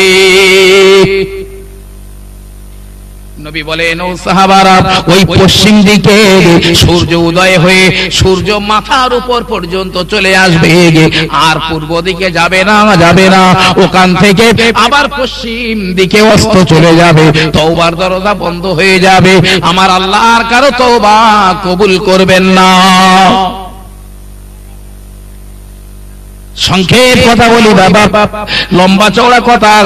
আল্লাহর নবী বলেছেন বাবা দুনিয়ার বুকে তোমরা তোমাদের দুশমনকে পাবে, ইহুদি আর নাসারাদের। ওদের মতো বড় দুশমন আর তোমরা পাবে না। ওরা কত বড় দুশমন জানেন? ও ভাইরা বাবাজিরা, খেয়াল করে শুনে রাখুন। আল্লাহর নবী যেদিন দুনিয়ার জমিনে আসেন ওই দিনে আব্দুল মুত্তালিব কাবার পাশে শুয়েছিলেন। রাতের বেলা দেখেন কাবা শরীফের একটা পাশে কয়েকজন মানুষ তারা ফিসফিস করে কথা বলে। আব্দুল মুত্তালিব চিন্তা করলেন এরা চোর গুন্ডা মনে হয়, এত রাতে কেন কাবার পাশে এরা নিজেরা ফিসফাস করে কথা বলে। আব্দুল মুত্তালিব উঠে যাবেন, গিয়ে বলবেন ও বাবারা তোমরা কারা, এত রাতে কাবার পাশে কেন ফিসফিস করে কথা বলো? তারা বলবে আমাদের পরিচয় পরে দেব, আপনি আগে বলেন কুরাইশ গোত্র ওটা কোন দিকে? কুরাইশ গোত্র কোন দিকে? বলে এত রাত্রে কুরাইশ গোত্রের খোঁজ নিচ্ছ কেন গো? বলে জানেন না এই কুরাইশ গোত্রের মধ্যে আজ একটা ছেলে সন্তান হয়েছে, উনি হলেন আখেরি নবী, নবী মুহাম্মদুর রাসূলুল্লাহ। তাই আমরা আতুর ঘরে ওই মুহাম্মদকে কতল করার জন্য এসেছি। আমরা হলাম জাতে ইহুদি। আজ যারা ফিলিস্তিনের মুসলমানদের রক্তে হোলি খেলে, যারা লেবাননের মুসলমানদের রক্ত নিয়ে হোলি খেলে, ওই বেঈমানদের পূর্বপুরুষেরা আতুর ঘরে আমার নবীকে কতল করতে এসেছিল। আব্দুল মুত্তালিব বলেছিলেন এ বাবা, তিনি মনে মনে চিন্তা করেন যদি আখেরি নবী আজ এই কুরাইশ গোত্রের মধ্যে আসে তাহলে নিঃসন্দেহে আমার মরা বেটা আব্দুল্লাহর ঔরসে আমিনার গর্ভে ওই নবী আসবে। তাই আব্দুল মুত্তালিব বলেছিলেন ও বাবারা, ওই তো কুরাইশ গোত্র দেখা যায়, কিন্তু মা আমিনার বাড়ি ছিল এই দিকে। ওই তো কুরাইশ গোত্র, এটাও কুরাইশ গোত্র, তবে মা আমিনার বাড়ি যে সাইটে নাই ওই সাইটটা দেখিয়ে দিলেন। ওরা চলে গেল, বেঈমানের দলেরা ওই পাড়ার দিকে চলে গেল। আব্দুল মুত্তালিব আমিনার বাড়ির সামনে গিয়ে বলে আমিনা আমিনা আমিনা, ও মা আমিনা কি করবো? আমিনা বলে আব্বা জান, আজ আমি একটা শিশু সন্তান প্রসব করেছি, একটা নূরের পুতুল প্রসব করেছি। আব্দুল মুত্তালিব বলে আমিনা আমি একবার তোমার ছেলেটাকে দেখতে চাই। আব্দুল মুত্তালিব পা বাড়িয়েছে, আমিনার ঘরের দরজায় দুটো মানুষ উলঙ্গ তলোয়ার নিয়ে দাঁড়িয়ে যায়। ও আব্দুল মুত্তালিব, এখন তুমি যেতে পারবে না, আল্লাহর মালায়েকাদের আল্লাহর ফেরেশতাদের দর্শন চলে, যতক্ষণ না আল্লাহর ফেরেশতাদের দেখা না হয়ে যাবে দুনিয়ার কোনো মানুষও দেখতে পাবে না। আব্দুল মুত্তালিব ওই দিনে বলেছিলেন ও আমিনা আমিনা আমিনা, ভয় করো না মা, তবে শুনে রাখো তোমার ওই কচি বাচ্চা ছেলের দুশমনেরা এই পাড়ার মধ্যে ঢুকে গেছে। যে ইহুদিরা আতুর ঘরে আমার নবীকে কতল করতে এসেছিল, মা হালিমা সাদিয়া আমার শিশু নবীকে, আমার কচি নবীকে কোলে করে নিয়ে যায়। একদিন আগে মেয়েরা চলে গেছে, মা আমিনার উটনিটা ওই তাদের ওভারটেক করে চলে যায়। দেখে রাস্তার উপরে কিছু মানুষ দাঁড়িয়ে রয়েছে, তীর তলোয়ার ধনুক নিয়ে দাঁড়িয়ে রয়েছে। মা হালিমা সাদিয়া চিন্তা করলেন এরা আমাদের বন্ধু হতে পারে না, এরা আমাদের দুশমন। তাই মা হালিমা পিছনে কাফেলার মেয়েদের ডেকে ডেকে বলে এ বনু সাদ গোত্রের মেয়েরা একটু তাড়াতাড়ি করে চলে এসো, আমরা শত্রুর সম্মুখীন হয়েছে। বলার সঙ্গে সঙ্গে আমার দুধের নবী, আমার শিশু নবী আকাশের দিকে মুখখানা করে একটু মুচকি মুচকি হেসেছিলেন। আমার আল্লাহ রাব্বুল আলামিন আকাশ থেকে পাথর বর্ষণ করে আর আগুন বর্ষণ করে ওই রাস্তার উপরে দাঁড়িয়ে থাকা বেঈমানগুলোকে জনমের মতো শেষ করে দিয়েছিলেন। একটু জোরে বলুন না সুবহানাল্লাহ। ওরা কারা জানেন? ওই বেঈমান ইহুদির জাতিরা, ওরা কিতাবে পড়েছে আখেরি নবী এই তারিখে এখান দিয়ে এই রাস্তা দিয়ে যাবে। তাই আমার শিশু নবীকে কতল করে দেওয়ার জন্য ওই রাস্তায় তারা দাঁড়িয়েছিল। আল্লাহ জাহান্নামে তাদের পাঠিয়ে দিয়েছে। মা হালিমার বাড়িতে আল্লাহর নবী গেলেন, ওখানেও ইহুদিরা চেষ্টা করেছিল। মা আমিনার সঙ্গে আমার শিশু নবী মদিনায় গিয়েছিলেন, ওখানকার ইহুদিরাও আমার নবীকে ওরা কতল করার জন্য এসেছিল। ও ভাইরা আমার, সংক্ষেপ করে বলি, আল্লাহর নবী ইন্তেকাল হয়ে গেলেন, আল্লাহর রাসূল ইন্তেকাল হয়ে গেলেন, তবু ওই বেঈমানের দলেরা আমার নবীর সঙ্গে চরম বিশ্বাসঘাতকতা করেছে। দাজ্জাল নিজে ইহুদি, দাজ্জাল কোন বংশের মানুষ? ইহুদি বংশের মানুষ। দাজ্জালের 70,000 সৈন্য হবে ইহুদি। এমন একটা দিন আসবে, রাসূল বলেছেন, গাছের পিছনে ইহুদিরা লুকাবে মুসলমানদের ভয়ে। গাছ কথা বলবে, এ মুসলমানেরা, আমার পিছনে একটা ইহুদি লুকিয়ে রয়েছে। মুসলমানেরা গিয়ে ওই বেঈমানের বুকে লাথি মেরে জাহান্নামী বানাবে। দুনিয়ার तमाम গাছগুলো কথা বলবে, পাহাড়গুলো কথা বলবে, দেয়ালগুলো কথা বলবে, মাটির টিপিগুলো কথা বলবে, ও মুসলমানেরা, আমার পিছনে ইহুদি লুকিয়ে রয়েছে। ইল্লাল গরকাদ, কিন্তু গরকাদ বলে একটা গাছ আছে। আল্লাহর নবী বলেন ওই গরকাদ গাছটা শুধু কথা বলবে না, তাই রাসূল ওই গাছটার একটা নাম দিয়েছেন শাজারাতুল ইয়াহুদ, ইহুদিদের গাছ। ওই গাছটা শুধু কথা বলবে না। আল্লাহর নবী ইন্তেকাল হয়ে গেলেন, মদিনার বুকে আল্লাহর নবীর দাফন করে দেওয়া হলো। দিন চলে যায়, মাস চলে যায়, বছর চলে যায়, বাবা সাহাবাদের জমানা চলে যায়। ওই বাগদাদ শরীফের মধ্যে একজন বাদশা ছিলেন, যে বাদশার নাম হলো বাদশা নূরউদ্দিন জঙ্গি রাহমাতুল্লাহ আলাইহি। ওই বাদশা নূরউদ্দিন জঙ্গি বাবা বড় আল্লাহর ওয়ালা ছিলেন। তাহাজ্জুদের নামাজ কাজা হতো না। একদিন রাতের বেলা বাদশা নূরউদ্দিন স্বপ্ন দেখেন, আল্লাহর নবী দুটো মানুষ সঙ্গে করে নিয়ে স্বপ্নের মাধ্যমে হাজির হয়ে যায়। আল্লাহর হাবিব বলেন, এ নূরউদ্দিন, বাবা আমি তোমার নবী মুহাম্মদুর রাসূলুল্লাহ। এ নূরউদ্দিন, আমার পাশে দুটো মানুষ রয়েছে, এই মানুষ দুটোকে একবার দেখো, এরা আমার বড় দুশমন, আমাকে বড় কষ্ট দিচ্ছে। ও নূরউদ্দিন, তাড়াতাড়ি করে এদের অ্যারেস্ট করে এদেরকে উপযুক্ত শাস্তি তুমি দিয়ে দাও। ঘুম ভেঙে গেছে নূরউদ্দিন জঙ্গি। আল্লাহ, রাসূলের স্বপ্ন তো সত্য, মিথ্যা হয় না। কারণ রাসূল বলেছেন, মান রাআনি ফিল মানামে ফাকাদ রাআল হক, স্বপ্নে যে আমাকে দেখলো সে প্রকৃত আমাকেই দেখলো। কারণ শয়তান আমার চেহারা ধরতে পারে না। শয়তান পীর সাহেবের চেহারা ধরে, আলেমের চেহারা ধরে মানুষকে ধোঁকা দিতে পারে, কিন্তু নবীর চেহারা ধরতে পারে না। আমার নবীর পাশে দুটো মানুষ আল্লাহর নবী যে দেখিয়ে দিলেন, এই মানুষ দুটোকে তো দেখে মনে হলো এরা আল্লাহর ওলি হবে। বড় দাড়ি, মুখে পাগড়ি, টুপি, বড় পিরহান। রাসূল কেন বললেন এরা আমার দুশমন, আমাকে কষ্ট দিচ্ছে? ওই রাত্রে বাদশা নূরউদ্দিন গোসল করে ওযু করে নিয়ে 2 রাকাত নামাজ পড়ে নিয়ে আল্লাহর কাছে মোনাজাত করে যেই না ঘুমিয়ে পড়েছেন, আবার আল্লাহর নবী স্বপ্নের মধ্যে হাজির হয়ে যায়।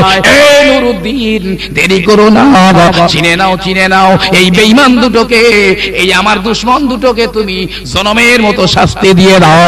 বাদশা নূরউদ্দিনের ঘুম আবার ভেঙে গেল। আয় আল্লাহ, আবার আমি সেই স্বপ্ন দেখলাম। আবার গোসল করলেন, আবার ওযু করে নিলেন, 2 রাকাত নামাজ পড়ে আবার যেই না ঘুমিয়ে পড়েছেন, আবার আল্লাহর নবী ওই দুটো মানুষকে দেখিয়ে বলে, বাবা নূরউদ্দিন, আর দেরি করলে হবে না, তাড়াতাড়ি করো, এরা আমাকে বড় কষ্ট দেয়। ঘুম ভেঙে গেল, ফজরের নামাজ পড়ে নিয়ে কাউকে ডাকলেন না। বাদশা নূরউদ্দিন দৌড়ে দৌড়ে প্রধানমন্ত্রীর বাড়ি চলে যান। প্রধানমন্ত্রীর নাম হলো জামাল উদ্দিন। এ প্রধানমন্ত্রী জামাল উদ্দিন, একটু তাড়াতাড়ি করে বেরিয়ে এসো। কি আপনি? আমি নূরউদ্দিন জঙ্গি। জামাল উদ্দিন প্রধানমন্ত্রী তাড়াতাড়ি বেরিয়ে আসে। হুজুর, আপনি কেন একা একা আসেন, এত ভোরে ভোরে আসেন, কি দরকার পড়লো, কেন আমাকে খবর দিলেন না? বাদশা নূরউদ্দিন বলেছিলেন, ও প্রধানমন্ত্রী জামাল উদ্দিন, আজ রাতে আল্লাহর নবী এমন দুটো মানুষকে আমার দেখিয়ে দিয়ে বলেছে আমার বড় কষ্ট দিচ্ছে, এরা আমার দুশমন, এদের উপযুক্ত শাস্তি দাও। আমি তো দেখে মনে করেছিলাম ওই লোক দুটো আল্লাহর ওলি হবে। প্রধানমন্ত্রী বললেন, ও বাদশা নূরউদ্দিন জঙ্গি, আপনি দেরি করবেন না, মদিনায় চলে যান। আমার মনে হয় আল্লাহর নবীর কবরের আশেপাশে, আল্লাহর হাবিবের রওজার আশেপাশে কোন সিরিয়াস কিছু ঘটতে চলেছে।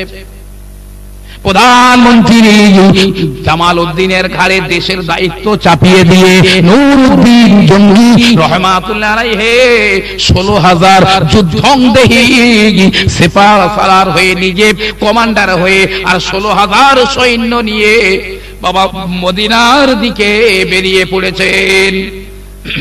16 দিন পরে মদিনা মুনাওয়ারায় পৌঁছে গেলেন। গোসল করে ওযু করে নিয়ে ওই মসজিদে নববী শরীফে 2 রাকাত করে নামাজ আদায় করে নিলেন। বাদশা নুরউদ্দিন লেকচার দিলেন, সৈন্যদের উদ্দেশ্যে ভাষণ দিলেন, ও আমার বিএসএফ এর দলেরা, ও আমার বর্ডার সিকিউরিটি ফোর্সের দলেরা, চলে যাও মদিনার বর্ডার এলাকা ঘিরে ফেলে দাও, মদিনার বর্ডার সিল করে দাও, যেন মদিনার ভিতর থেকে একটা মানুষও মদিনার বাইরে চলে যেতে না পারে। বাইরে থেকে কেউ যদি আসতে চায় তাকে ঢোকাবে বটে, তবে ভিতর থেকে যেন কোনো মানুষ বাইরে চলে না যায়। 16,000 বিএসএফের দলেরা তারা মদিনার সীমান্ত এলাকা ঘিরে নেয়। শুক্রবারের দিনে, জুমার দিনে বাদশা নুরউদ্দিন জঙ্গি মদিনার মানুষদের জুম্মার দিনে ভাষণ দিচ্ছেন। এ মদিনার মানুষেরা, ওই ইসলামের মানুষেরা, ও আমার নবীর দেশের মানুষেরা, আমি নুরউদ্দিন জঙ্গি বলছি, আমার জীবনের চেয়ে আমি এই মদিনার ধুলোবালিগুলো বেশি ভালোবাসি। আল্লাহর নবীর কদম মোবারক যে জমিনে পড়েছে, আল্লাহর নবী যে জমিনে ঘুমিয়ে আপনার কিনা আরাম করছেন শুয়ে, ওই মদিনার ধুলোবালি আমার জীবনের চেয়ে বেশি ভালোবাসি। তাই আমার নবীর দেশের মানুষগুলোকে আমি একসাথে খাওয়াতে চাই। আমি দাওয়াত করে দিলাম, আমি নিমন্ত্রণ করে দিলাম। মদিনার মানুষেরা বাদশা নুরউদ্দিন জঙ্গির দাওয়াতটা কবুল করে নিয়েছেন।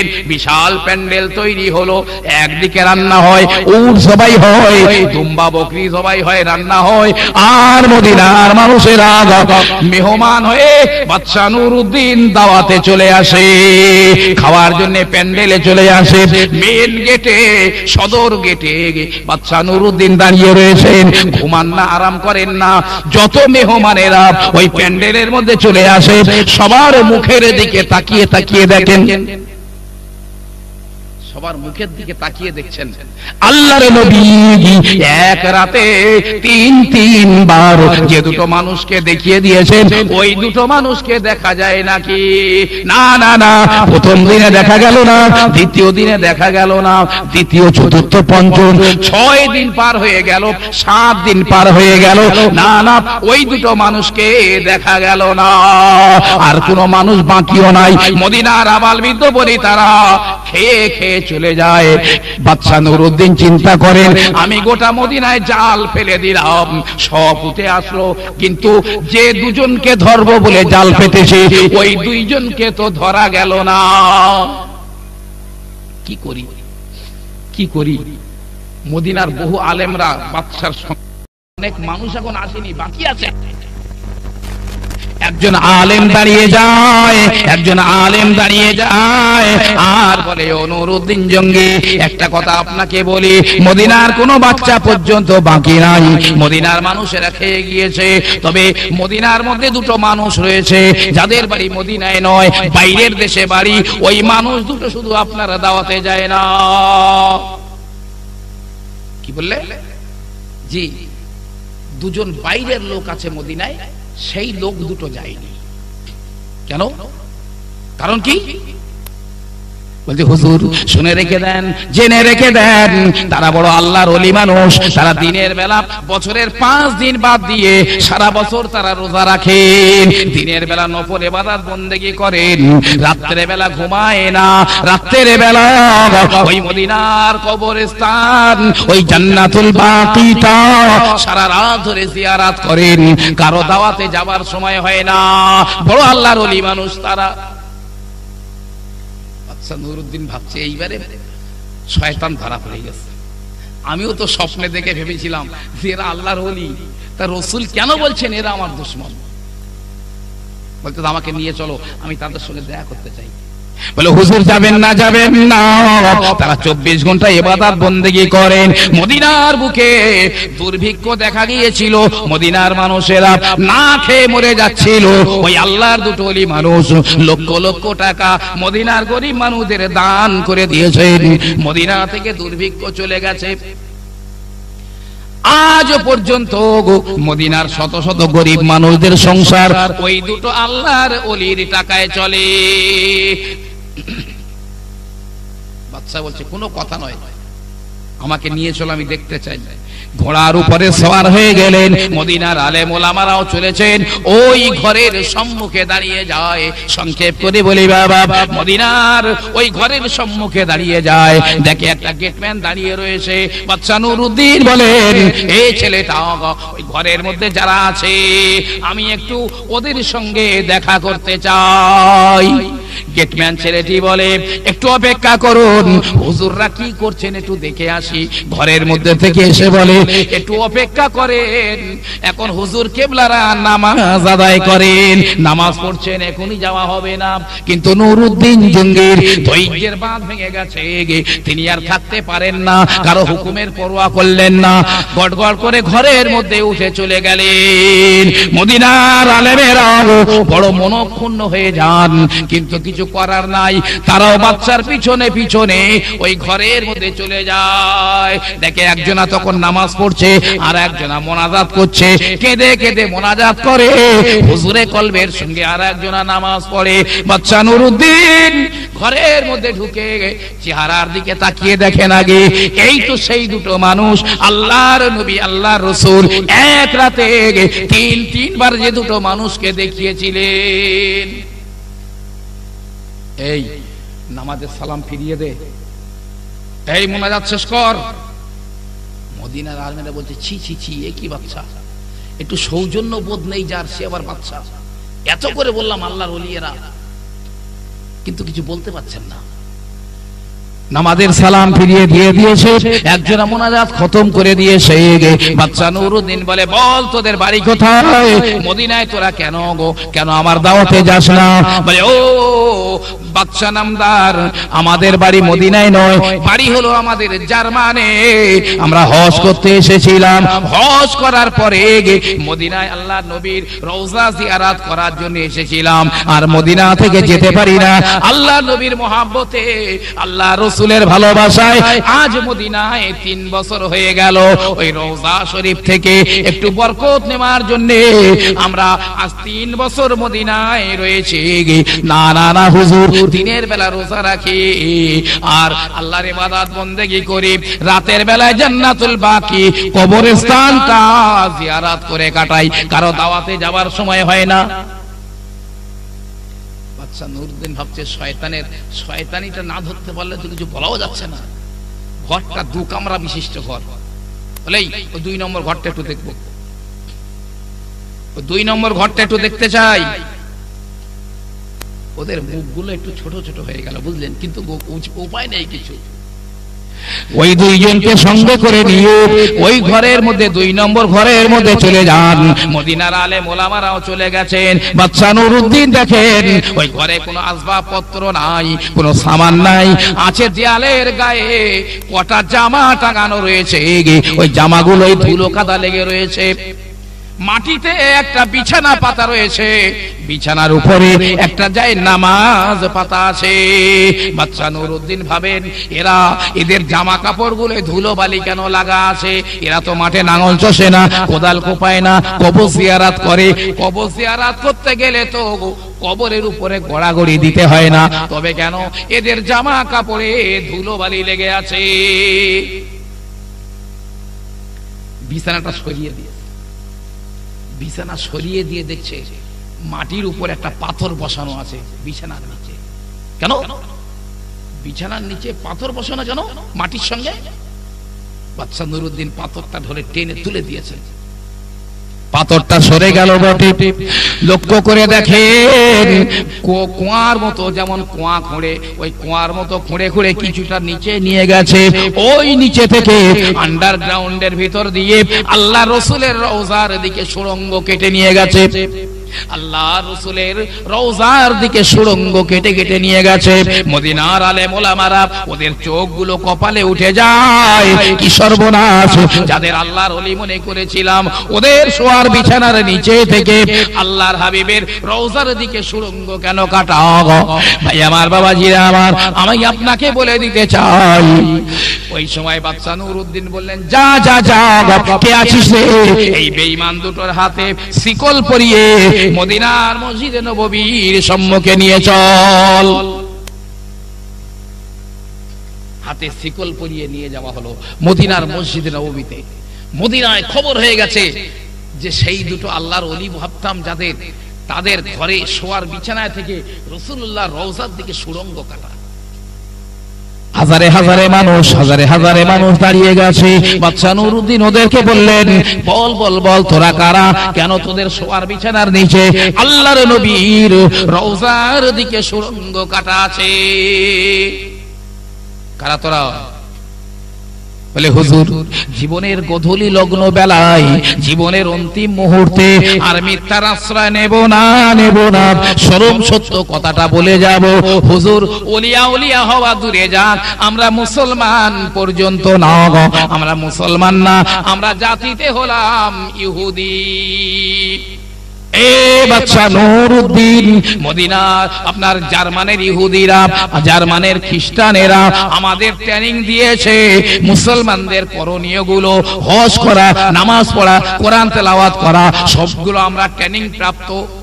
লক্ষ লক্ষ টাকা এই আমাদের হাতে দিয়ে মদিনার গরিব মানুষদের মন জয় করে নিয়ে গোপনে গোপনে ওই মদিনার কবর শরীফ থেকে নবী মুহাম্মাদের লাশখানা চুরি করে নিয়ে ওই জার্মানের ইহুদিদের হাতে তুলে দিতে হবে।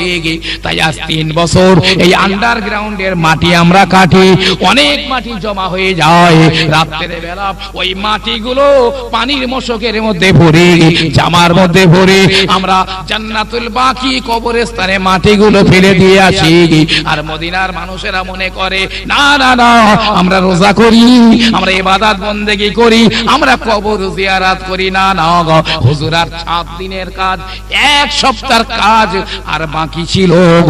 কিন্তু ওই কাজে যখন আমরা হাত দিলাম, দেখলাম বিকট বিকট আওয়াজ, গোটা আসমান জমিন যেন ভেঙে পড়ে যায়। আমরা আজ 1 সপ্তাহ হলো কাজ বন্ধ করে রেখে দিয়েছি। তবে চিন্তা করছিলাম কৃত্রিম উপায়ে, কোন উপায়ে ওই লাশটাকে বার করে নিয়ে যাব। এমন সময় আপনি ধরে ফেলে দিয়েছেন, আচ্ছা হুজুর তো ইন্তেকাল হয়ে গেছেন, তা হুজুরের লাশ নিয়ে আর তোদের লাভ কি? তাহলে গয়লা গরজেই তো ঢালা হয়, এমনি কি আর বয়? কি গরজ? বলছে বিশ্বের বুক থেকে মুসলমান বলে একটি জাতি যেন সমূলে ধ্বংস হয়ে যায়।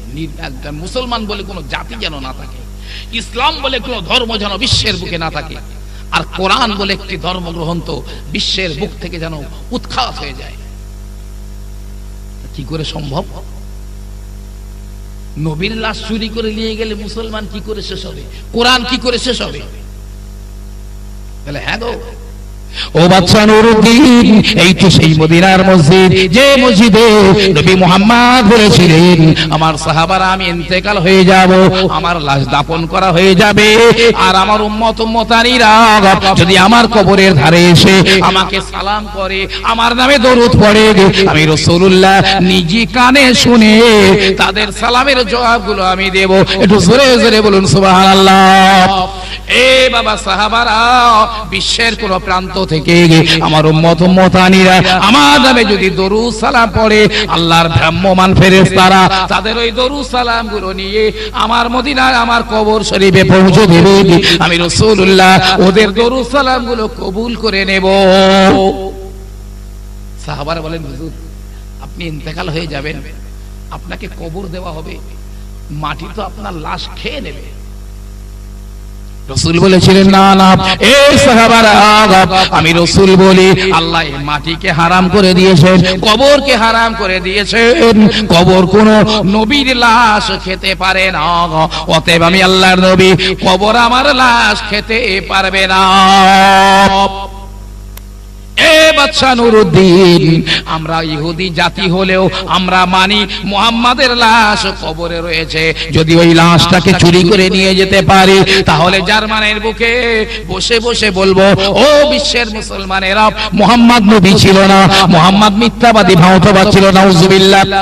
বিশ্বের মুসলমানেরা বলবে, এ বেঈমানের বাচ্চারা, বারহাক নবী মুহাম্মদ আল্লাহর নবী ছিলেন।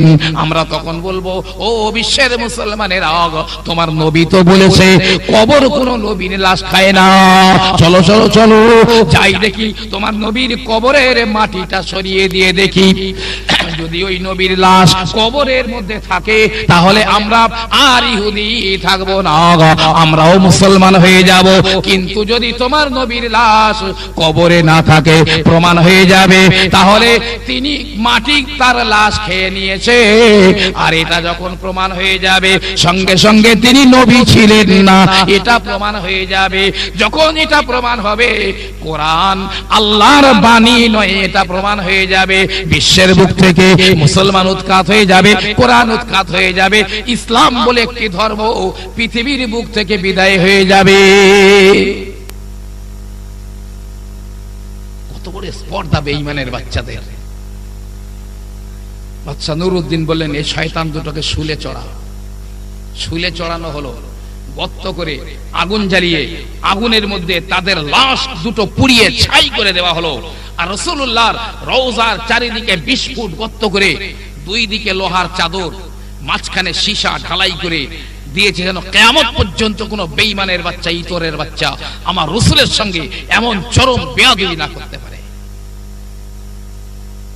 মুসলমান আজকের সেই ইহুদি নাসারাদের উলঙ্গ সভ্যতা, ইহুদি নাসারাদের বাঁধ ভাঙা উলঙ্গ সভ্যতায় মুসলমানের ব্যক্তি জীবন, পারিবারিক জীবন, সামাজিক জীবন মিশে একাকার হয়ে গেছে। এই মুসলমান বেঈমানদের লাথি খাবে না তো কারা? ভাই 10টাই আমি ছাড়বো বলেছিলাম, মাশাআল্লাহ 10টাই বেজে গেছে, আর না বললেও ছেড়ে দিতাম। যদিও এখনো এই সম্পর্কে আলোচনা করা যথেষ্ট সম্ভব। এ সম্পর্কে ইহুদি নাসারারা মুসলমানদের কত চরম দুশমন, কোরআনের কত বড় দুশমন, দীর্ঘক্ষণ আলোচনা করা সম্ভব, কিন্তু থাকতে পারবো না।